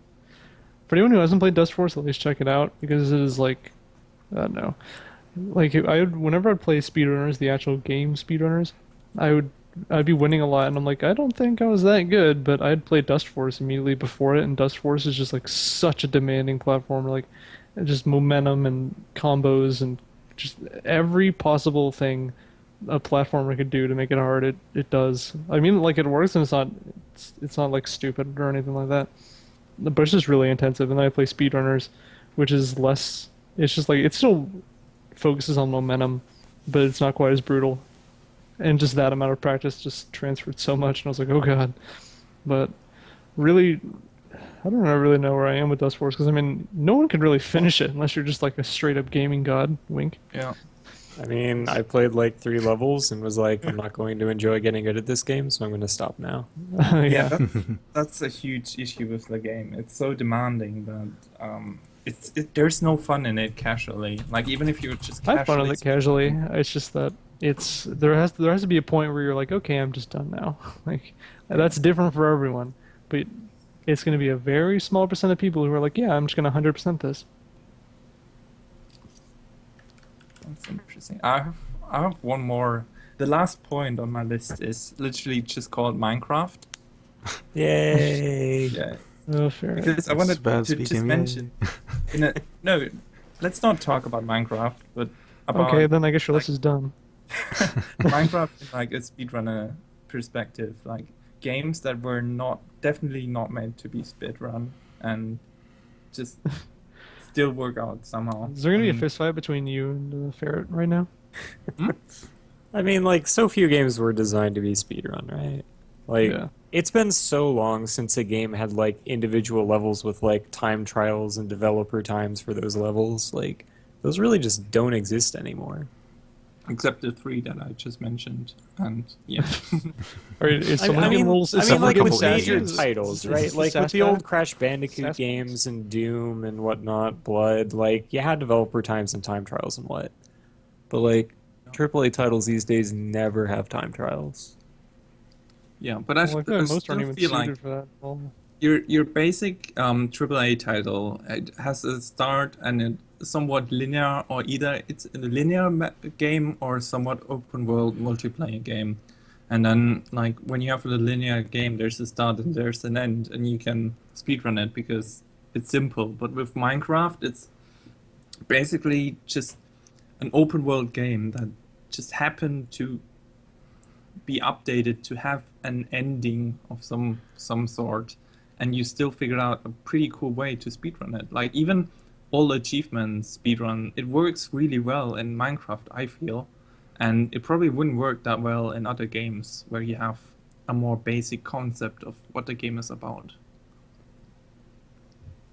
yeah, I don't know. I think just like what games can or can't be speedrun, or what should or shouldn't be speedrun. It's just, I don't know. Like you can find weird runs and games you never expect. It's just, I guess, it's just how fun it is. Because I mean, anyone can decide to route anything. I guess Yeah. speedrunning is just kind of a weird thing in general. Very, very, very niche. So I'm not sure we can really talk that much about like games being designed for it, or games being like, or like how good AAA games are for it. Since like the speedrunning community is just like in the tiny dusty corner of gaming. We're a bunch of weirdos. Yep. Yeah, but what is it that makes some speedruns better than others for like the broader audiences or like the perception? Because it's not all about how glitched a game is. I know that because Most people don't. Most people hate glitches. I mean, haven't you seen Yeah. Chops' Kotaku stamp of approval, saying like, "Oh, Yeah. this person's cheating." Isn't it funny how he thinks this is impressive, as if like he's the only person ever doing this? I was checking my emails today, and I do have 2 new YouTube comments today. Bugs and glitches don't count as a speedrun to me. And Well, you don't count as an opinion another for me. Boom. that's true. Can't approve this speedrun because cheats were used. There we go. Check. Damn, dude. I mean, What's I that? Uh, get it every day. The speedrunning elder gods will frown upon you for this. Ugh. It's weird how like how speedrunning is perceived from the outside in, I guess. Like people will say like, "Oh, why don't they just play it the normal way?" It's like, "You think we just did this on the first try?" It's like, "No, we play this game. We're like, hey, this is pretty fun. I want to play this forever until I hate my life." It's like, I just don't get how people think speedrunning starts. I guess they just see it as like, well, they just want to finish the game as soon as possible, like instantly as soon as they start playing. I don't know. But what's the point of a world record with glitches and hacks? What's the point of any world record? What's the point of life? Okay, What's the point of video games? You just Ow. play them and just waste time? Like, jeez. just ban everybody. Why don't you do something productive? Like, not play video games? Yeah, I'm start going on speedrunning videos and be like, this run doesn't even count. You should go cure cancer. I mean, Like, none of us what? are playing video games right now. How do you know? So we're doing literally nothing. I mean, I was practicing Minecraft earlier, but I stopped so I could pay more attention. Oh, Yeah. is it I 'cause we haven't made I fun haven't of been you? paying attention. I've been phoning it in really. It's because Minecraft is going to go over estimate, and that's okay. I mean, we all know it's going to. Yeah. Literally worse than the Let's Players. At least they didn't embarrass everybody. Literally worse than Nubist at ESA or whatever it was. Oh, That was dear. humiliating. That's like the biggest tombstone in the speedrunning graveyard. Yep. I'm so glad Dark Souls 2 actually worked out at AGDQ. Like, it was a good run. Oh, it's gonna go horrible this time. I'm sure. Oh wait, are they doing like all bosses? Because if they're doing all bosses, then I don't know Yeah. about ESA, but it's 2 players, 1 controller for SGDQ. oh, that's Yeah. neat. I mean, you just have to appreciate the meme and just know that it's going to be a train wreck, and just Yeah. don't pretend that you two are any good at this category, and it will be fine. Hmm. Just do the pro man approach. I think it's more typical of Cherno personally, but Yeah. Yeah. but Juno's likable, I think. I I mean, if we're contrasting talking with to the Roman, exact wrong person on that one. But yeah, I don't know. Speedruns, marathons, yeah, I don't know. I actually really don't like watching speedrun marathons. At least like the one I liked most recently, I guess, is I think it was AGDQ of this year because it's like they toned down the super weird, cringy awkwardness a lot. And then I'm like, you know what? I've really been enjoying this AGDQ. Let me check out what the speedrunners are saying, and then just everything is on fire. Just everything is on fire. It's just like Everything is the worst. yeah, I'm just like, what? I was having fun. Now I know what it feels like to be everyone else, where I'm like, hey, I'm having fun. Wonder what everyone else is thinking. It's awful. yeah, just like being at an event is great. It's wonderful. It's gonna be good. I would go there, but then I feel like everyone would like try to antagonize me in real life. Nobody I would guess the know same who you are. Oh yeah, because only like 4 people know what I look like, including Ferret. Ferret's the only one here who knows what I look like. Ha. Yep. Dang, dude. So Dang. I'm sure he has that as his wallpaper, as does Penn, Diego, and Cammy. I think are the only people who know.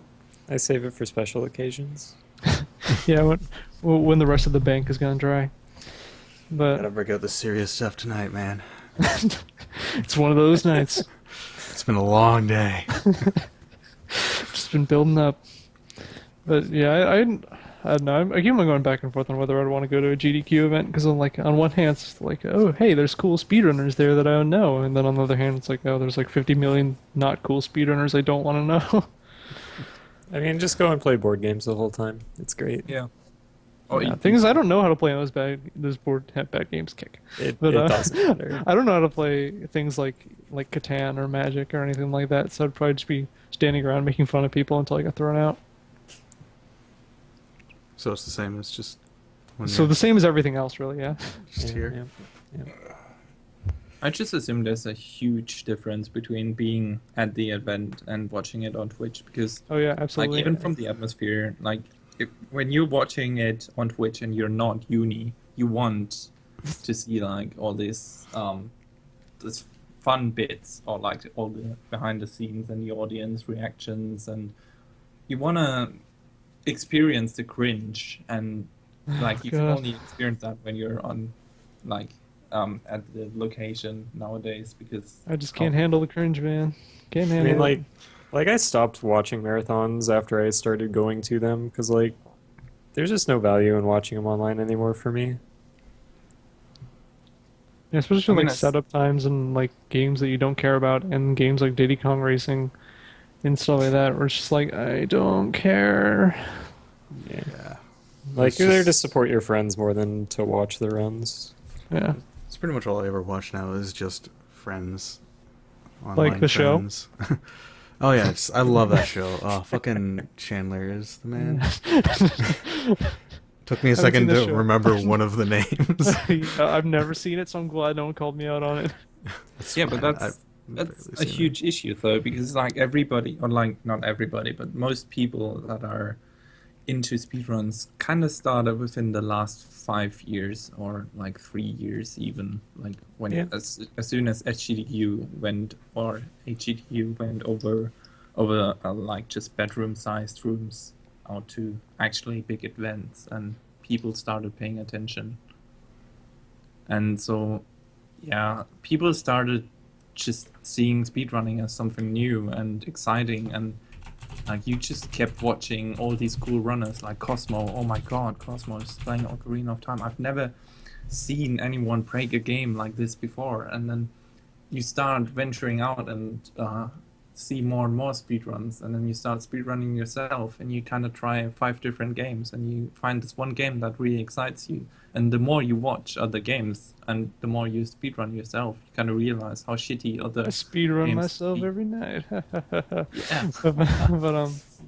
But Yeah, and that's kind of when you start losing interest in everything else. Kind of like, at least for me, I only pay attention to maybe 5 or 6 runners at all. yeah, And then basically I you just kind hang of find around like a with little chat niche friendly experience. group.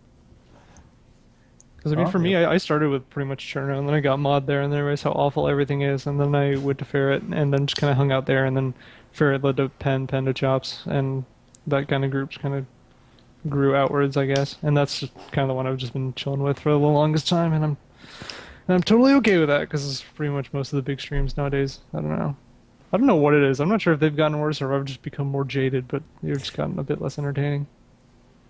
Yeah, I think you start going from just like watching it to like actually wanting to interact, and the big streams are just not fun for that. Yeah.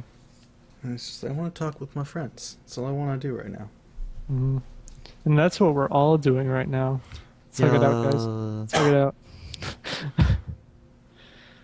For God, I Saltbox, hate this you. has gotten pretty strange. I don't know if I just derailed this, but Yeah, we're probably not getting invited yeah, back. we're like this is a Saltbox, and we're talking about how we love each other.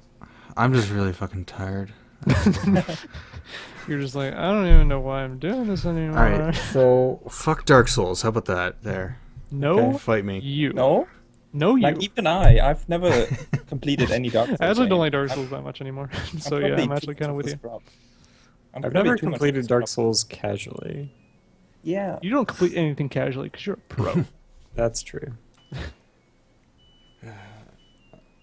I could I, probably uh, enjoy the speedrun, I just wouldn't want to put up the time to be good at the game. I like That's- games where you don't have to be good, you just have to be fast. That's why I run Skyrim. Yeah, we know. There's so many things that I would like to learn, but then it's Remember, like remember I have like no 6 time. months ago when you said you weren't going to run Skyrim anymore? That was pretty funny. Yeah, so we went 2 hours and That's not 40 for a minutes while. without mentioning the 12-hour marathon that is happening next weekend. What? is Anybody else? Oh yeah, I was gonna bring that up and then I forgot about it. Yeah. Is never anybody looked- else participating? Yeah. I'm not, but I started a Reddit thread with a bunch of tutorials, so that was fun. Yeah, that was Wait, so really- what's going on? I have no idea. Okay. It's like, Here, I'll link it. I did. basically, Golden just challenged people to spend 12 hours on learning a new speedrun to kind of bring back the fire or something like that. And Bring back the fire. yeah, Sounds like a Michael Bolton song or something. no, he just realized in Michael Golden's Bolton. group- in Golden's group, like the old speedrunners that have been around the scene for more than 9 years, kind of lost interest in speedruns in their games, and so like he was like, "Oh, I want to learn a new game," which is ironically Ninja Gaiden, which I think is one of the most boring speedruns. But hey, anyways, so he asked people to just join him in playing 12 hours of a new game and learning the run within the weekend around July 4th.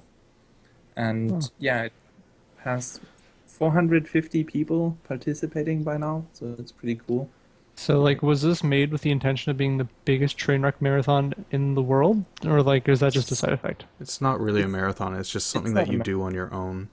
Yeah. It was Oh. just like a challenge that he put out, just like for fun, because he just wanted to try something. Yeah, And he then it expected kind of like exploded. 5 people to sign up. Huh. Someone's learning Bioshock Infinite, man. Good luck with that in 12 hours. Like there's a Thank few you. people. Momo is, Snowy is, and I think one other guy. Yeah, one other guy we didn't. That sounds pretty much just like the worst idea ever. There's 4 And people Yeti on Tribe. here with it. I Snowy would Nature learn it sound like an Blank, NES game Low that you could Yeti. beat in like 20 seconds and just practice. Yeah, out but for the 12 thing hours.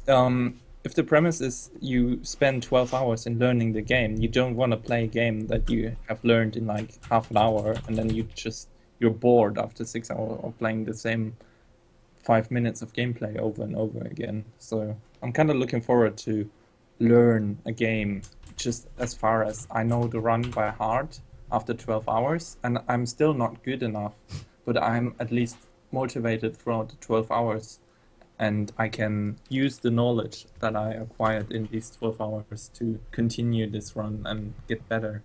I don't want to perfect a game in like 12 hours. And yeah. Like I had the reason. That sounds like I- some decidedly not gaming god attitudes you have there. No, I mean like I could have No. run Quantum Conundrum, No. which is another game I really wanted to learn. But it's only a 30 or 40 minute run, and probably even less than that. And you have learned the game mechanics after probably an hour. So you're there for 11 hours just playing the game over and over again and not learning anything new. You Yeah, just speedrunners don't like playing the same game over and over again. Yeah, I just don't want to grind like for this long time. I want to spend the 12 hours to learn the game and then have the option to grind it afterwards for like single runs or like 2 runs in a row.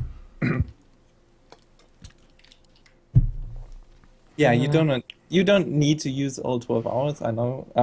What Golden was saying is basically he gets messages from people all the time asking him, "Oh, if I do this and this, will I be disqualified?" And his answer on the Sequence Break podcast, I think on Sundays, he was just explaining his situation, and he was just wanting people to join in for like learning a new game. That's pretty much the only premise. And he has gotten so much shit for also doing this during ESA, especially Europeans thought was very, very dumb to do this on this weekend. But Well, Europe isn't even a real country. Yeah. This is correct. It's Unlike he was Africa. just explaining. He was just explaining that it's basically just a Friday before July 4th, and he has a free day, and he wanted to do this on this day, and just like spontaneously asked people to join. He didn't expect over 400 people to show up. Yeah, this is just kind of like a thing that he wanted to do, and people have started taking it like incredibly serious. Yeah. It's just like just take a weekend and just learn a new game. That's all you have to do. That's all there is to it. Just No one have said fun. anything stupid and out of context on the internet. Yeah. But hey, now there's 500 people who are taking this too seriously. Well, speedrunning in general. Yeah. Too serious, yeah. I mean, look at the last paragraph before you go to the list. I mean, yeah, like please challenge your friends. Not on that list, but like on this explanation. I had no it's idea so many people would sign up for something like this. Santa Maria. It sounded really serious, like challenge your friends to join in. Serious Like business. If you fail, you will be embarrassed in front of everyone. We'll take If your you die in the speedrunning game, you license die away. for real. Yeah, with a copy pasta that you can use to tweet out to all your friends and challenge them. But no, like for me personally, I'm a lazy person, really lazy, and I need like a set date. Like people tell me, okay, we sit down on this date and we learn a new speedrun. I'm like, okay, cool, because I tried over 20 games maybe and learned like half of the speedrun and just didn't bother finishing it. And I know Shadek's hating me for this. Like Wheel of Time is one of those games where I said like, okay, this is the one game where I will really spend my time in. It's Just fine. complete There's it. been like 8 people who started learning that and then stopped. Yeah, but I just didn't want to be those guys. But I still am because it's just I don't have the time to sit down or like the motivation to sit down and be like, okay, today is the day I learned this game. And so this date is kind of like, okay, everybody's doing it, so I have to do it now as well. Yeah, It's a shitty- I'm just using I- this as an excuse to actually finish learning Anthology for Yeah. Elder Scrolls. Same for me with Bioshock Infinite. Like, I know so much about this run, but I just haven't bothered sitting down and playing through the first 3 hours of first attempts, just because for me, I just want to play a game and be good at it. Like, that would be ideal. I just hate going through the learning process. Like, I enjoy being I just good want at to be good at games. games instantly and not do anything. Why Yeah, can't I just be a exactly. gaming god? Yeah, seriously. Yeah. Like, this You know, is kind of the Lay your reason- supplications at the altar. Yeah. No, that's my experience with the puzzle games. Like I started as free games and I kinda there were like existing runs of Cairo and Mine Path to the Thalamus. But like my first 10 playthroughs or so I suddenly got world record because like probably the other runs were pretty shitty, but that's kind of a cool feeling. Like you invest some time and you suddenly get good, and it doesn't take much learning. There's games like Skyrim, and Skyrim is not that hard to learn, but it's still you still need to invest a good amount of time to get actually into the top ranks. Like you can get a shitty Skyrim time, no problem, but I think the top ranks are pretty contested. It doesn't take that long. I'm not sure. Like I think yeah, top 5 is probably pretty close, or should be, right? There's like, well, I mean, only top 3 have sub 40. To get like top 10, it really, really does not take long. Okay, yeah, top 10, but like the top, like nobody wants to be top 10. Everybody wants to be top 3 at least. Maybe I'm just unambitious. I pretty much got to like 13 minutes in Castlevania, and I'm like, okay, after this, I just don't want to. I just don't want to bother with all this nonsense. I used to like want to be competitive with world record, and then I just kind of stopped having fun doing that. So I just stopped doing that, and now it's just like I have all of these games, and all my times are kind of meh, but I enjoyed them. So that's Do the you, thing. Chops? Yeah, Well, I stopped playing when I stopped enjoying them. That's why I haven't played Dishonored in a while. And that's why you played Skyrim like 2 seconds. It's funny because sometimes I'll like pop into your stream and then you'll be like, I couldn't have done anything. I did everything perfectly, and this game is just bad, and I hate it, and I couldn't have done anything better. And then the next day you start streaming it again, and I'm like, okay. Well, to be fair, recently I've been doing a lot of routing for Skyrim, which is actually fun. And then I started doing runs, and I'm just like, Yeah. Basically, just keep running marriage percent. It's the best and most valid category of all, yeah, I just need to stick with that forever. pretty much.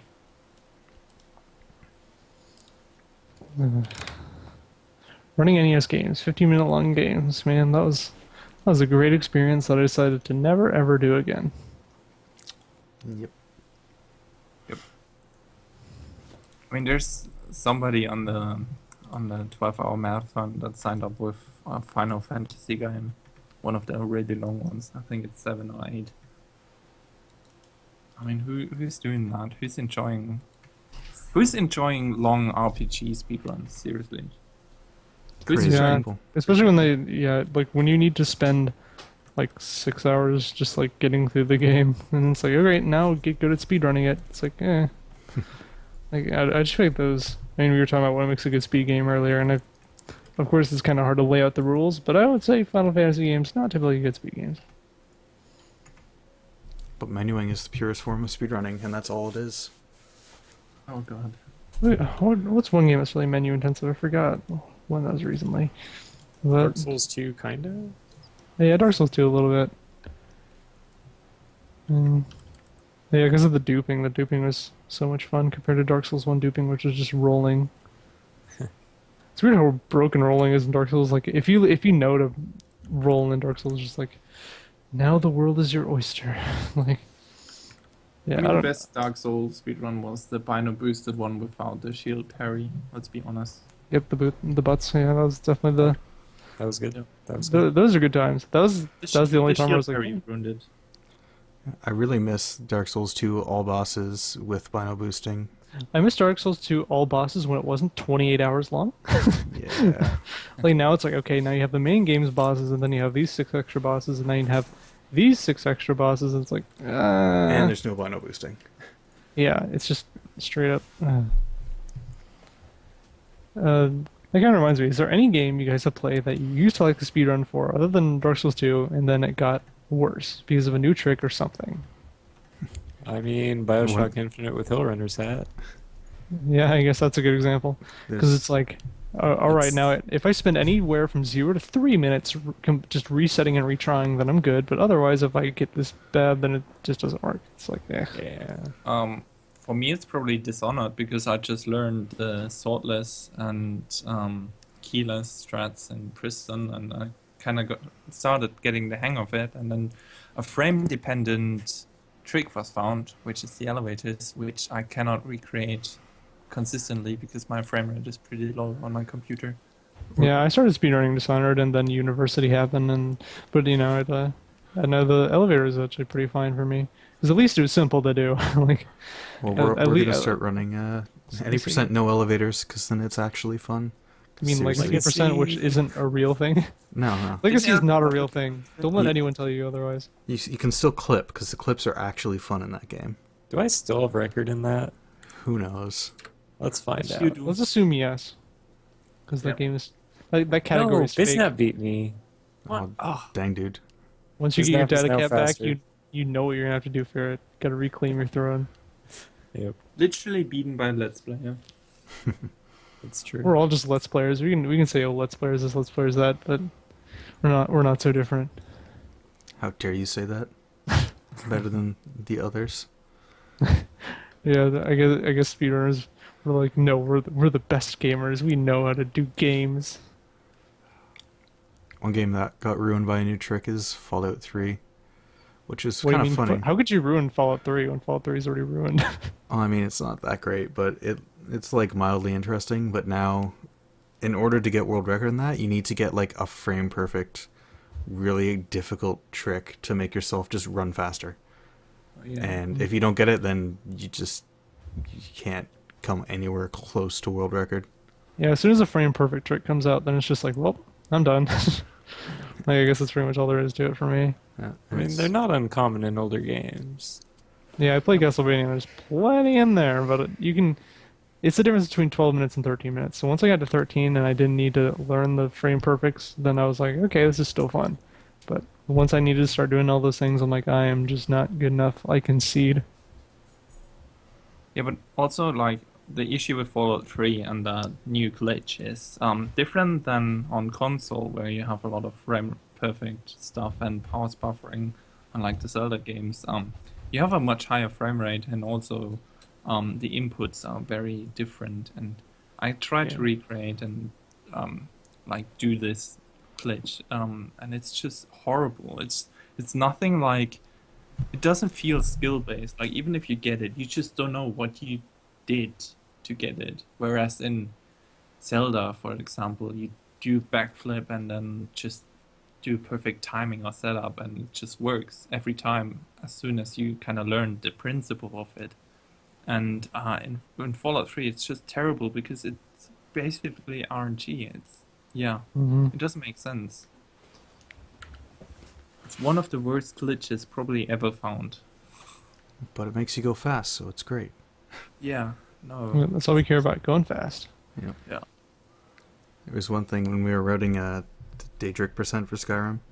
One of the quests requires you to be level 30, and leveling in that game is super slow and shitty. But there is one exploit you could do where you could level up pretty fast, but also become completely overpowered, so all the combat is hilarious and stupid. But then we found another way where you just literally mash E for 10 minutes, and it's like, it might be faster. I'm like, if this is actually faster, I'm just never ever going to run this game. So what would mashing E do? I'm curious. You level up speech really quickly with a vendor glitch. It's amazing. You sell them their own inventory, and you level up speech. Man, that's I would, if I could sell someone their own goods, I would sure hope that my speech and my Yeah. convincing levels would go up, because I mean that's it's pretty good. That's kind of Uh, how that's the what- pre-sequel works on the Borderlands. Sorry for mentioning Borderlands, but the pre-sequel has this mechanic where you have this quest item in your inventory and you sell it and rebuy it, and it sells for more than you buy it. And so you just mash two buttons for like 2 minutes straight, and you get infinite money, pretty much. Such a stupid glitch. You mean Yeah. amazing? I think is the word. Yeah, My favorite glitches are probably like the Oblivion duplication glitches. Oh, I love Oblivion Yeah. duplication. I wish Skyrim had fast duplication. Yeah, Instead the of one the from slowest Oblivion that I flow. like the most. This isn't the one I ever did, but because I think it was patched on Xbox, but the other one wasn't. Was it like you take an item from your inventory? Well, I think first you'd look up with an arrow pulled back, and then you would open your inventory, and then you would drop it, and it would drop above your head. You release the arrow, you hit it, and it would like split into a million copies of that item. Oh, yeah. It's like the most interesting esoteric glitch ever. And but the one that's still available on Xbox is you have like multiple of a scroll, and you select it. So you'll have like 5 of a chameleon scroll. You select it, and then you select a different scroll and hit drop, and then it'll drop 5 of those. That's the one that still works. There's just a bunch of those weird little oddball glitches that I really like. Like you'd probably go through your whole game not noticing, but just having them at your availability kind of makes the game more fun, weirdly enough, because then it's like, okay, I just want to make a new character and buy cool armor. I can just make 50,000 of a scroll, or fill a room full of watermelons, just instantly. Yeah, recently I found out that Skyrim actually does have a duping glitch, which was enabled by the Dawnguard DLC for whatever reason. It doesn't work in the base game, but if you drop something outside of a door, you get a follower to pick it up, and then you leave and come back, the item will still be on the ground and also in their inventory. So you can just drop a whole bunch of stuff, get them to pick it up, and then leave and come back, and just keep duping it over and over again. But it's really slow, and there's not all that much that's useful to dupe, which was really disappointing. But if there was if there was good skooma in that game, it would have made the game so much better. Yeah, Skooma in Oblivion was amazing. Yeah. I remember suppressing a few dungeons where it's like, okay, there's like this bridge of 2 gates that come like straight down on it, and you needed to like find ways to activate and lift up both the gates, but then I just took Skooma and I was able to like jump and maneuver myself in midair around them. It's like, well, that just saved me 45 minutes. Alright, so getting back to the game design talk, fuck invisible walls. Because they are just the worst thing ever. Yeah, pretty much. You have like all these cool mechanics with like the skooma jumps or whatever, or just trying to explore, jump up on stuff, and then you just hit a wall, and it's just like, yeah, you can't go that way. And I just hate developers that do that. Just let me explore and have fun. Yeah, I mean, sometimes I kind of understand, like, for something like, I don't know, I guess Skyrim, or some points where it's like, you've just gone so far off the beaten path that eventually you hit an invisible wall, but I think it still could be done a little bit better than it is. It's better than, like, the literal text coming up on the screen saying, you can't go that way, turn back. I mean, So- there's a difference between end of level invisible walls, just where the level is just ending, and then invisible walls where there's just no reason to put it there, just to prevent you to climb on a fucking barrel or like a roof. Like, if I want to climb on this roof, just let me climb this fucking roof. There's no reason to go there to prevent Actually, me to Oblivion was pretty decent at that, because, Yeah, like, if like- you use, like, the boots of Spring Heel Jack and have high acrobatics, you can jump on, like, any roof. And That was even some actually roofs that you aren't supposed to. My very first interaction with speedrunning was when I was kind of like 5th or 6th grade with my friends. We would just play Oblivion and Morrowind and just boost our agility and everything to like insane amounts and climb on places where you were not supposed to be. And it become like a huge challenge. We made YouTube videos and send our each other screenshots, and that was quite fun and enjoyable. And I kind of miss that in other games.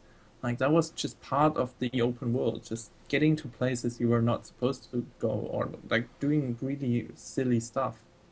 And it's kind of, I don't know, it's a stupid thing to prevent people to do that. Like, I understand you don't want to ruin the experience of like your casual, everyday gamer who doesn't want to experience a glitch or a bug, but for somebody that wants to just explore and have fun in a game, it's just part of it to get to places where you're not supposed to get to. Mm-hmm. Yeah, I feel like there's just too much of a focus on making sure gamers play the right way. Yeah. And Jobs is gone. What? Is Chops dead? Yeah, Jobs is dead. Apparently. Okay, so next topic on Saltbox is, why is Chops your least favorite streamer in the world? Fair, He's even kind start. of full of himself. I told you to leave. This is a private conversation. Oh, I'm sorry. Let me just mute myself. again. Okay, so Ferret, why do you hate Chops? His voice is annoying. Okay, Momo, why do you hate Chops? He plays Tread. In mine, Okay, he that plays is Skyrim. actually... That is way out of the line, man. I'm Yeah, actually going to have to that's the ban line you. Shut I played, down like- everything. That's I it. played like It's over. 20 minutes of Dread. It was alright. No, I literally, looked at there's- Dread and I hated it. Honestly, it's a gift to the world that I haven't played Dread, since it's one less thing I'll complain about. We just need to have you not play games ever again. Yeah, like a secret ninja force preventing me from playing video games. Diego, please. Now, what's Diego up to now? Diego's asking for more Monster Hunter. The game is not good either. Open it up right now. Can we talk about Parallax? No. Sure. Okay. Sure. Because people seem to like this game, and I spent some time, and this game has nothing for me. It's just so empty. It has one good mechanic, which is having two dimensions in like one game, and you go through a gate and you're like in the other dimension, and you continue going through the other gate and you're back. But the game is just black and white, and I don't know why people say it's such a good game. It has nothing going for it, and even the speedrun is pretty boring. So yeah, everybody that runs Parallax, you should feel bad. It's kind of like what's his name? Anti-chamber, where it's Yeah, like it's kinda- yeah, where it's like, oh Full man, on this is what is it? Non-Euclidean geometry. Oh, the puzzles are just putting blocks on things, but you show up in different places than you expect. It's like that's just making things frustrating and doesn't make it any more puzzly. Yeah. Like, but the difference to anti-chamber is anti-chamber at least did some artistic value to the game itself. Like, at least you didn't understand things, and you were like kind of thinking about why things are happening. And in Parallax, you're not even stuck in like a metaphorical puzzle or something like that. It's not like, okay, there's something going on and I don't understand it. It's just like, okay, I'll walk here, I press this button, this door changes, I go through the door, I'm done. It's pretty much all of the game. And this is pretty much like Skyrim puzzles. Yeah, it's just the purest form of puzzling, but it's just so boring, to me at least, as somebody who kind of enjoys games like Cairo, where you do stuff and you don't. Yeah. understand Do it, you it just do you makes sense. like indie puzzle games? I might. Yeah, that's kind of the gist I'm getting. Yeah, maybe a tiny bit. Only because I have a few world records in those runs. That's the only reason. Yeah, probably because you're literally the only person who ever played those games. Yeah, and like a few others. I mean, Blood Thunder should be here. He's like He's the scrubbiest of all people at those games, but he still plays them, and that's why I have to respect him. Yeah, I guess. Parallax kind of hurts my eyes when I was watching Yeah. the trailer. Yeah. Yeah, I mean, was kind of there's- getting the same way too. Indie puzzle games are just a lot of people don't understand it and probably won't play it, but they're just prime examples for either good or bad game development and game design, because they rely so heavily on game design to be a good game. Like, they don't have anything else going except for like being completely good in every single regard. Like, you can't have an indie puzzle game that has great story and shitty gameplay, or like great puzzles and then very annoying cutscenes and long storylines and stuff like that. It just doesn't work out. You have to get everything just right, just like Portal, for example. Even though Portal is probably not an indie game, but it's really hard to get these rights in game design regards. Whereas if you play a shooter or like your Call of Duties and everything else, they always have at least one element that works great to capture the people's attention. Yeah. Yeah, I guess there has to be some kind of hook. I mean, a game needs to be fun or interesting, and I feel like a lot of the indie puzzle games are like trying to be both, and they end up being neither. Okay, Diego, feel I sorry have for a jobs. Monhun 3 demo lobby open. Why haven't you joined? I guess he Mon- doesn't want to Monster play Hunter with 3 me. banned. He doesn't want to play. Oh well, Yeah, whatever. Ban Diego. leave. How am I last? Do I have to actually ban everybody? Yeah. Somehow Momo is winning. I guess we have all those indie puzzle game fans in here. Yeah, dude. everybody in this chat is actually one of my fans. Well, I'm in chat, so you know, not everyone. Whatever the fuck this game is, I don't care. Yeah, It's just shitty. Whatever. It's yeah. Don't. That's. I just wanted to bring in back some salt into the Saltbox. Yeah, pretty much. Yeah, we should need to get Chops to say more stuff. This has been way too much talking about peace and love and design and stuff like that. And game design, we talked too much about game design on the game design Saltbox. Yeah, seriously, we should have lied. Should have just said like this is gonna be the ultimate angry stream. We should have shitted about ESA and some runners and made fun of Vidwigs and Proman and We talked about marathons way too much on Saltbox already so far. That's pretty been much all like you guys talk about. over half the episodes. Yeah, pretty much all your episodes are like, I don't like this. Yeah, it's dumb. Hey man, we've talked for like a solid 3 hours, and we only Yeah, like we're meandering for the last half an hour or something. yeah. I think our ideal well has gone a bit dry. Yeah. Basically, fuck video games. I agree. Fuck difficulty. Fuck 3D puzzle platformers. Yep. just don't watch SGDQ. Seriously, don't. Just go to SGDQ. Don't actually watch it. Yeah. Yeah, that's and all. actually, yeah, don't actually go inside either. Just watch from the windows. Yeah. All right. Who are we gonna host? Uh, Ferret starts streaming.